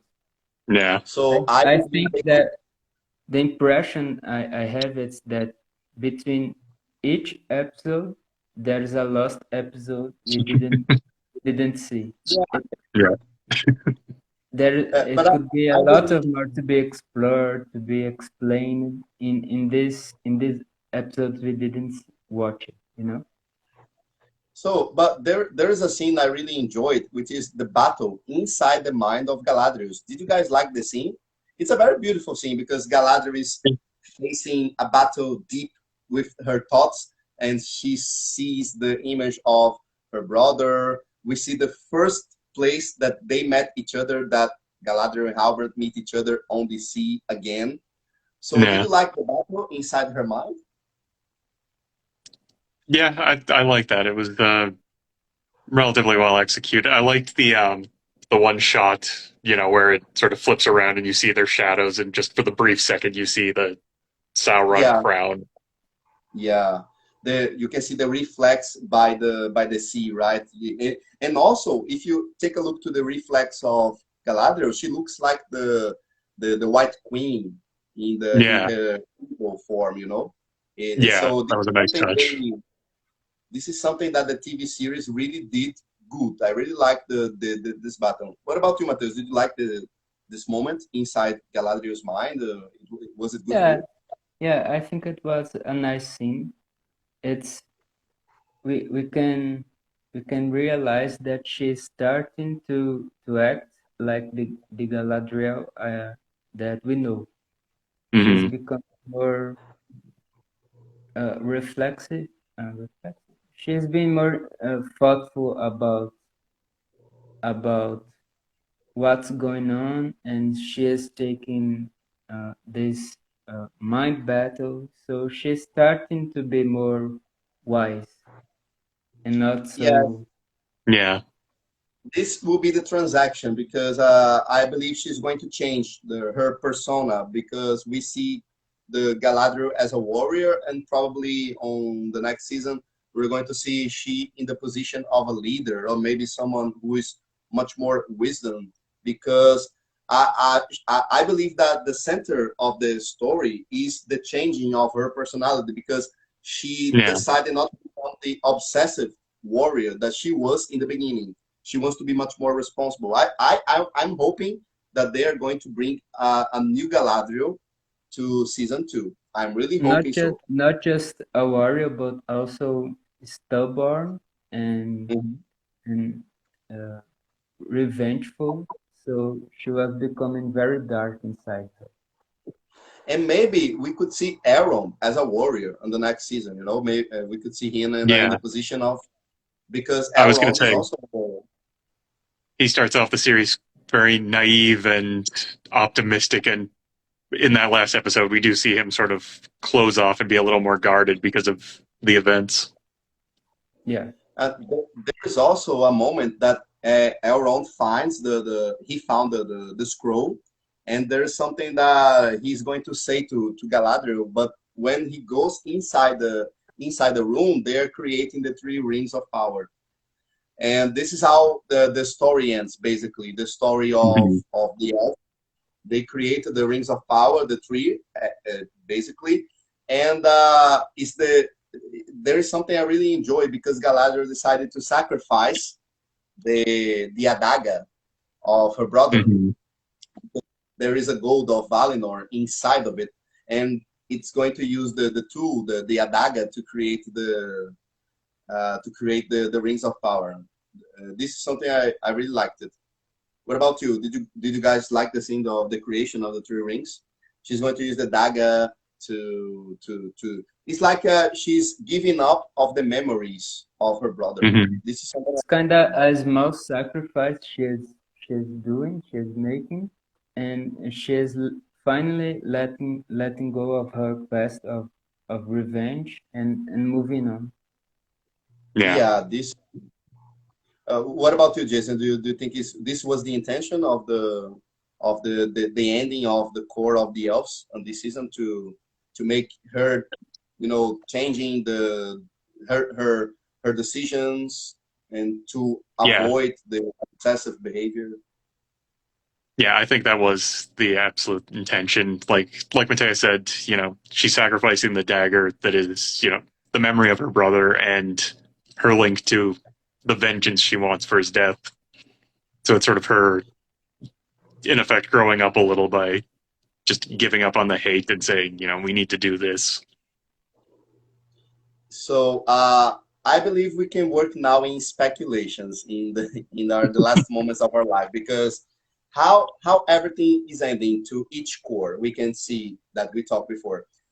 Durin and he and his wife, they're trying to take some plans to get the government of Durin's father. We can see this is be Mm-hmm. something we're going to work in the next season. Meanwhile, in Harfoots, after the defeating of the 3 sorcerers, there is a message that in the stars that they saw with the sorcerers, telling that the stranger he should go to the sea of Hun, to the region of Hun. So we can see that in the end, Nori and the stranger are going to Hun. Do you guys have any idea about what they could find in Hun? What are they what is going to happen to these two. I'm much more curious now to understand what is the journey of Nori and the stranger. This is my greatest curiosity to continue to watch the Lord of the Rings of Power. Yeah, I'm not sure where they're going. You're right. There's still too many questions to which wizard the stranger is. And even when they're answered, I don't know exactly what they're going to find in Rune. So, Matheus, do you have any theory about what they could possibly find in the region of Rune for the next season? Well, I think that if this stranger is a blue wizard, it could explain, because he is moving and he is fighting evil in the other side. But if he is Gandalf, I don't have any idea of what he is searching there. Well, Or even if he is Radagast, I also don't think what could be his. Let me remind you that what is the last thing he says to Nori? Please tell me the last thing, the last words he says to Nori. I can't remember the exact words, but he smells something in a very Gandalf way. You should follow your nose. Yeah. Yeah. When you are in doubt, you should probably follow your nose, right. And this is a very typical Gandalf line. When I saw that the entire episode, it was giving us hints that he was Gandalf. For example, the scene where the sorcerers are attacking him, just like Saruman in the tower, using the power of wind and throwing him from one side to the other. It was really Gandalf fighting with Saruman. They think of the nose, so they myself, this line only shows that there is a huge possibility that he might be Gandalf, and maybe this Gandalf is going to leave Middle Earth one more time, and he's going to come back by the sea, one of the ships of the elves. Maybe the TV series is going to the last season. The stranger is going to leave Middle Earth and goes to Valinor. Who knows? And he's going to come back to Middle Earth, to the events of the Third Age. It would explain how he gets the third ring of power, the ring of Gil-galad. This is a possibility.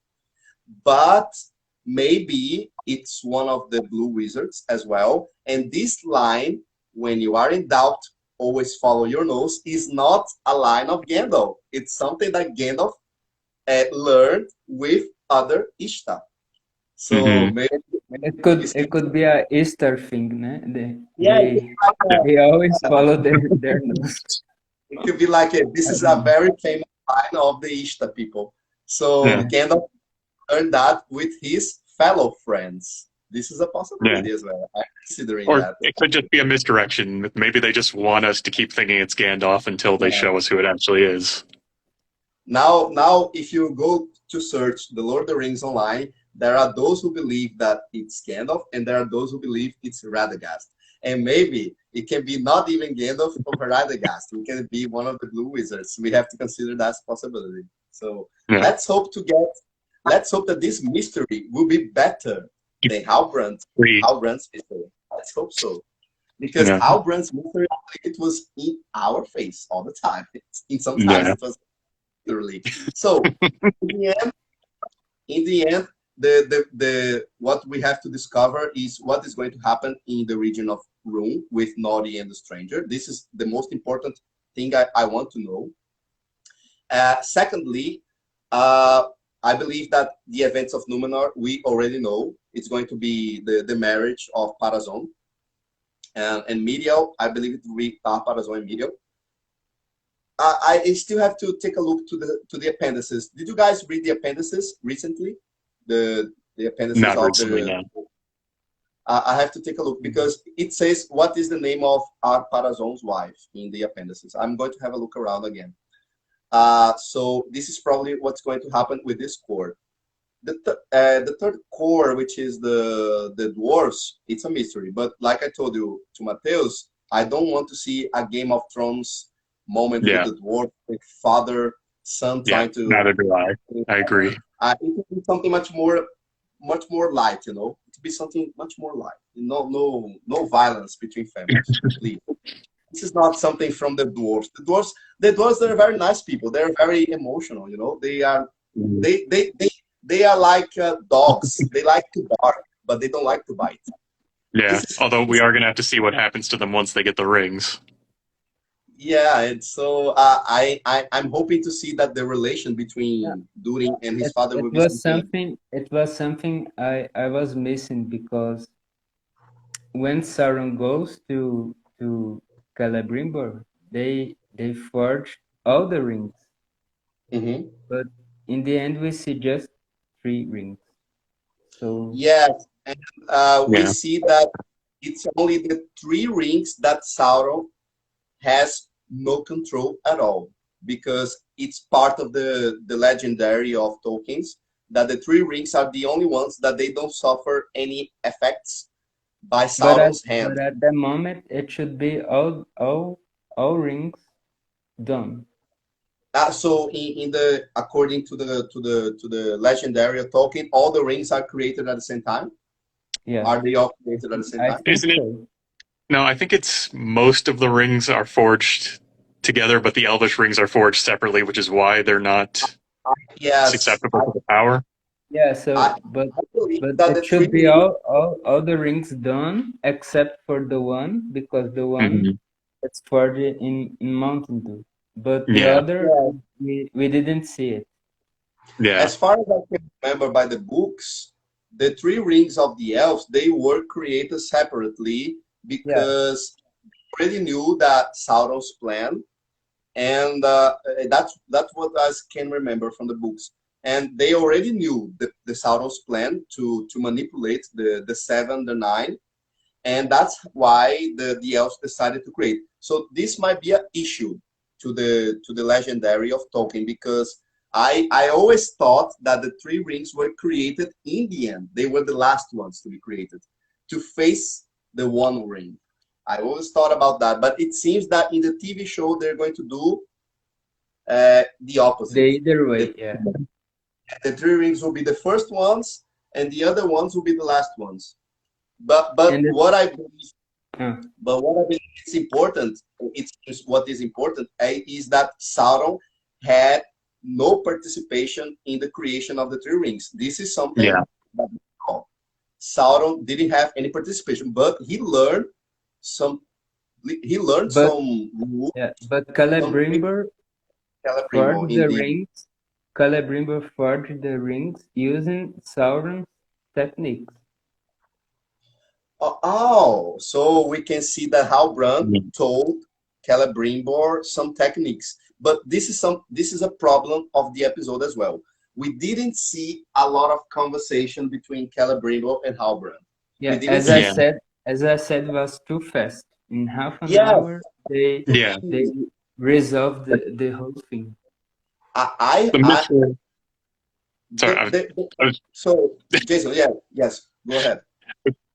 Yeah, it happens way too, because like the mithril that they have is supposed to save the elves, and Celebrimbor, for no reason, is immediately on board with a random human learning this very important state secret.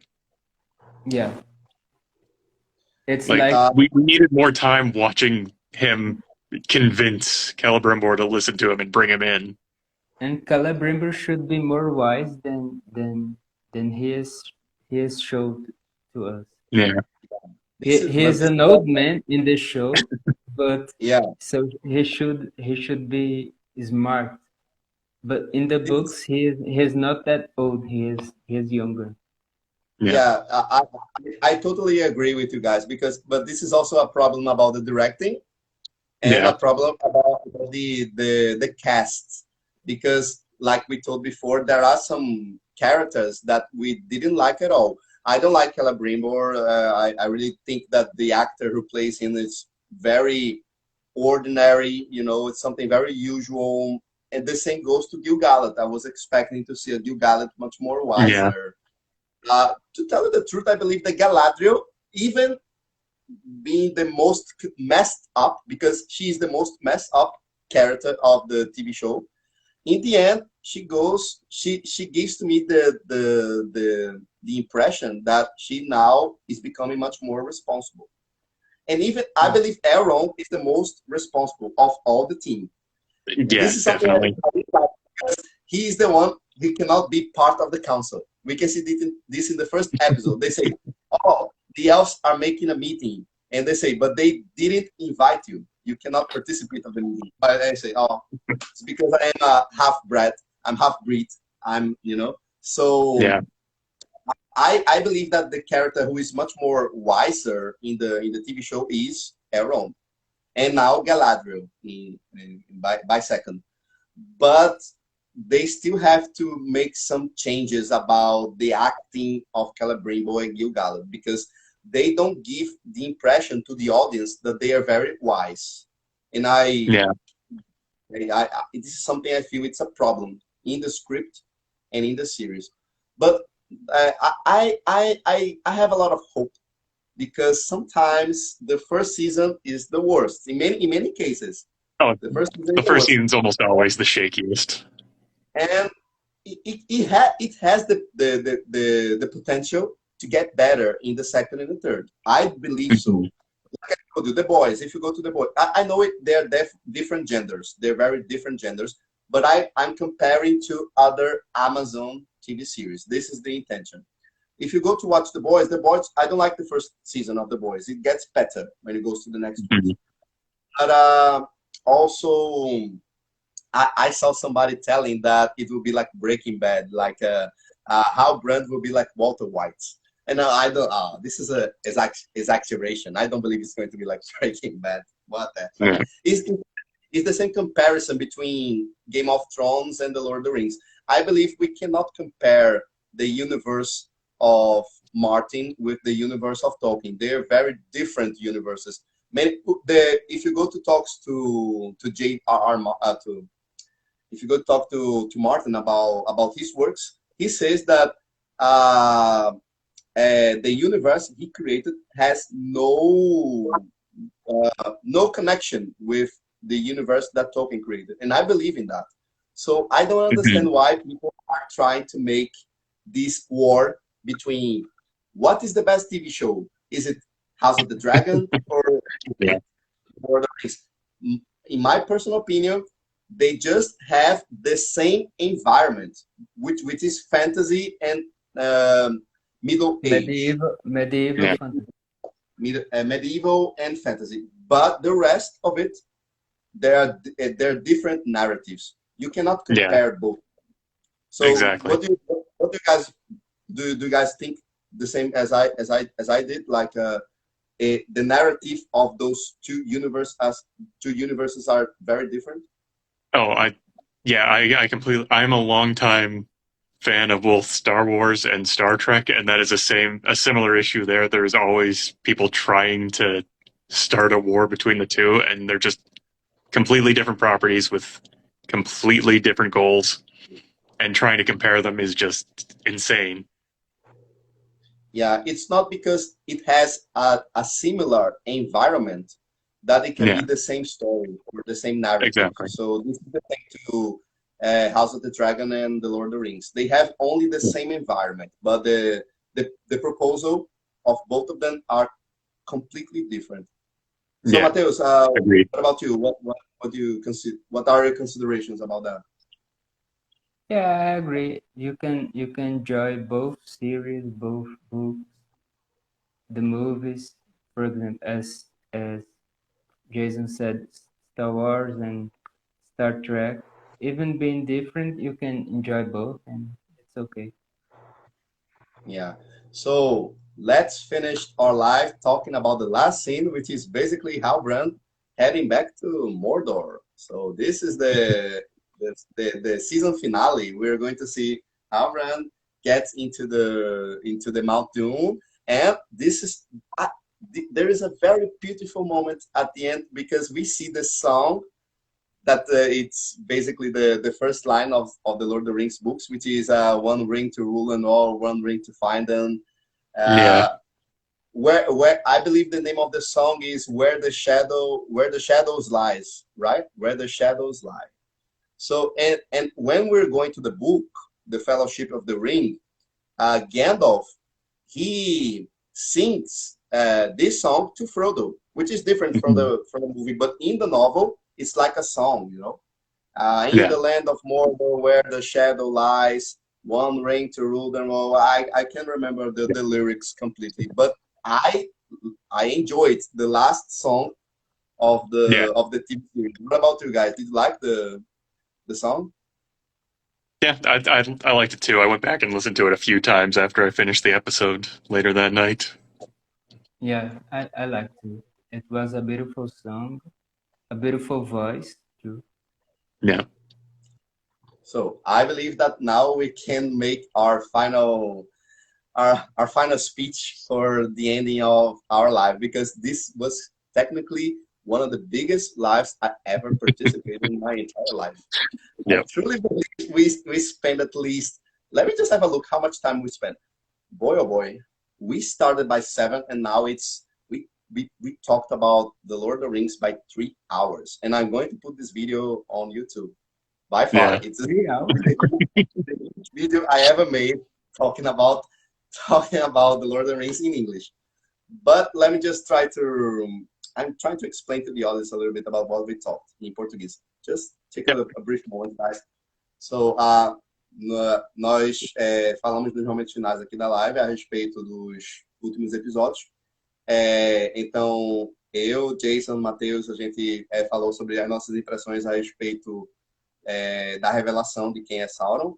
Para aqueles que já assistiram, né, ou que não assistiram, fiquem cientes que esse vídeo foi completamente cheio de spoilers. Então, vocês já estão muito mais do que avisados. Então, nós descobrimos que Sauron, ele estava, na verdade, o tempo todo se passando pela figura de Halbrand. Ele não era o Anatar, como a gente viu nos livros. Pode ser que ele apareça na forma de Anatar nas próximas temporadas. Então, a revelação foi feita. Ele tentou Galadriel no momento final para que ela fosse a sua rainha. Ela resistiu à tentação. Nós tivemos também a revelação de que o estranho, ele não é Sauron, como foi descrito essa possibilidade no episódio final, através das 3 feiticeiras, que são servas de Sauron. E nós chegamos à conclusão que ele, na verdade, é um Ista. Qual Ista, nós não sabemos. E esse assunto ainda vai render muito debate para a próxima temporada de O Senhor dos Anéis, Os Anéis de Poder. Então, façam aí suas apostas. Digam também nos comentários o que é que vocês acharam da nossa live e também quais são as suas expectativas a respeito da próxima temporada de O Senhor dos Anéis.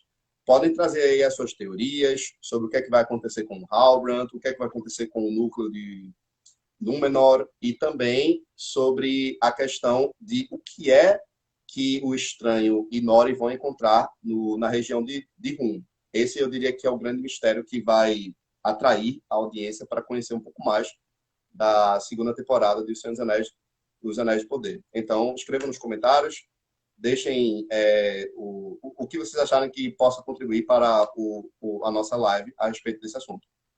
So, guys, I would like to say thank you a lot for participating of the live one more time. I believe we can do this many times, but we have to take full control of the timing because I have this problem. When I'm talking about, I believe that you guys is the same thing. When we are talking about something that we enjoy a lot, the time is, passing by, and we cannot even, I can even feel that we spent 3 hours talking about the Lord of the Rings. Yeah, I couldn't believe the time when you said it. I didn't realize it. And I also took some notes. I have to bring many notes about each episode. So I have to keep prepared because if I forget something which is very important, I have to take some notes. So I memorized the name of the directors. Should we rate the season? The grade. Yeah, that's right. So From in a scale of 1 to 10. So, Matheus, tell me, what is your grade for The Lord of the Rings, The Rings of Power? My grade is 6. Is 6? 6. One. I think it was it has potential, but it wasn't shown in this first season. So I think 6 it's a fair rating. Yeah. Yeah, parting of the principle that it's from Amazon Video, and Amazon Video it still has a lot to learn. Yeah, but Jason, I'll be the last one to give the grade. So feel free to share with us your grade. I think I'd have to say 6.5. Because, yeah, it didn't quite execute things as well as I wanted, but I am still interested in watching the second season, so it did some things right. Okay. I believe I'm going to give the biggest grade. It will be 7.5 for myself. I still believe it will be in. I have to pass the first season on the because It's 7 okay. you are you can continue, but It could be better, right? yeah, if the next season will be so worst, I have to give a 5 or 4. So it's not approved to me. But I believe that the first season I can approve. But I'm taking in consideration the place. I think they will learn with the mistakes, and they probably will improve the next season. I hope it would be better. Yeah. And I'm taking the examples like I told you before. Like I told you to during the live. The only TV series of Amazon that I saw that got a lot of attention was The Boys. I mean, from part of the geek culture, because everybody from geek culture talks. Oh, The Boys is a very good TV show. It's from Amazon. It's the only one. The only one. So I was hoping to see Amazon Prime Video doing something much better than The Boys. This is what I hope in so. But like I told you, the first season of The Boys, it's not my favorite. I think it's very silly sometimes, but I could watch. And I'm really hoping to see that the first season of The Lord of the Rings, they're going to do the same thing. It's going to start very badly, and they're going to improve on the next season. This is what I'm hoping. So yeah, a 7.5 is a good grade. So, but in the next when we're going to make our analysis of the next seasons, we can get full hate because everything that we wanted to see in season 1 and they didn't give to us, we can get and we can put our poison in season. Let's give it a shot. They can learn with their mistakes. I believe so, Matheus. They have a lot of potential to improve. There are shows that I absolutely love that have way worse first seasons. Such as? I mentioned Star Trek a little while ago. Most Star Treks have absolutely dreadful first seasons. Yeah, I believe that. Did you like the first season of this new version of Star Trek, The Voyager? Did you like this new one? No, I wasn't really. I didn't love the first season of that, but it has, again, it's improved because that seems to be a weird theme with Star Trek. The first seasons are usually terrible, and then they get good eventually. What about you, Matheus? Are there any TV series that you have this feeling that started very badly and suddenly you started to love the series? Did you have something similar to Jason? Not that I remember right now. Yeah. Okay. No, in case you do, please share with us, because it can give you a light in the darkness to make you feel that the Lord of the Rings still has a salvation. So let's have a bit of hope. Remember, nothing is evil in the beginning. Already said that. And this is the first time of the TV series. So Nothing is evil in the beginning. So maybe we can see that the potential of something very mean, and it can be the opposite. It can be something good. So Yeah, I'm I hoping believe. so. Yeah, I believe. So guys, would you like to say something before we departure of our fellowship? I hope to see this fellowship coming back one more time. I really enjoyed the chat. It was one of the most amusing chats I have in the entire time. I don't have a chat fully in English for 3 hours in a very long time. So would you like to say Yeah. something before we finish our live today? Oh, I had a lot of fun. Thank you for inviting me to this, and I absolutely hope we get this fellowship back together. Yes, Yeah, we have to get. We have to make. We're going to be the Fellowship of the Rings, or we're going to be the Fellowship of the Rings of Power. We have to. Yep, there we go. To move on. Yeah. The fan base must do something for this TV series to get better. Please, fan base, do something. Talk to the directors and the writers of this TV show. So, so Matheus, would you like to say something for our? We complete the journey of our fellowship today. First, thank you for inviting us to this live, and this conversation it was really good. It was the first time I spent all my English. I never spoke that much English in my life, so I mostly just read and write. So use the English. It was the first time, and it was really funny moment. Really, I'm really happy for the live. I didn't realize we spent 3 hours.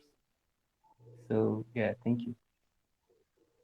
I have to agree with you. It was a lot of fun I had today, but also it's an opportunity for ourselves to keep our relationships with international international friendship with Canada. So Jason, if you do have any other writers or friends of around the globe, so we can participate of the lives with us, please give us a call and tell us. Oh, Raphael is calling some people from the next challenge for Jason is in the next live he will speak only in Portuguese. He needs to read the Silmarillion in Portuguese. I am so many years from being able to do that. It's his challenge. I have to tell you, it's so much more difficult to study Portuguese than in many aspects. I believe it's much more difficult for you guys to understand Portuguese than it is for ourselves to understand English.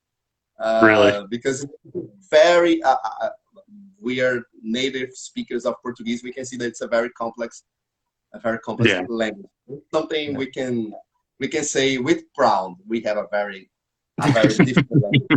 We speak a very difficult language. But we try to learn a bit words in Portuguese for our next lives. I promise I will. Or you can do some words in Quenya as well for the next one. I'll definitely remember some next time.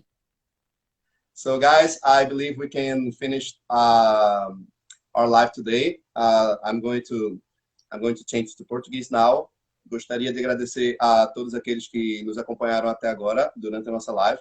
Lembrando que esse conteúdo vai estar disponível lá na plataforma do YouTube, no canal Leitura Imagem. Então, aqueles que quiserem ouvir o maior bate-papo sobre o Senhor dos Anéis, Anéis de Poder, literalmente em inglês, com algumas contrapartidas utilizamos a língua portuguesa, mas vocês podem aproveitar essa oportunidade para aprender um pouco mais do idioma também e se familiarizar com os assuntos que nós trabalhamos aqui. Falamos literalmente sobre os temas relacionados ao Silmarillion, essas lacunas que existem entre a Segunda Era do Terra Média e o que a gente já sabe que vai acontecer com base nos apêndices do Senhor dos Anéis, o livro O Retorno do Rei.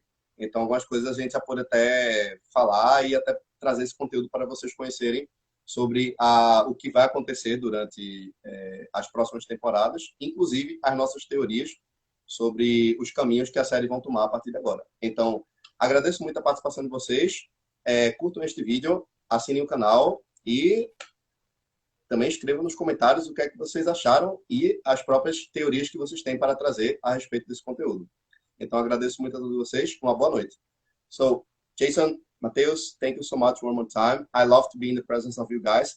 And we can finish our live saying one of the quotes of Companhia, which is Elen, síla, lúmenn, omentielvo. Namari. Melon. Melon. Melon. Namari, guys. Bye. See ya. Have a pleasant See you. evening. Bye-bye. You too. Bye.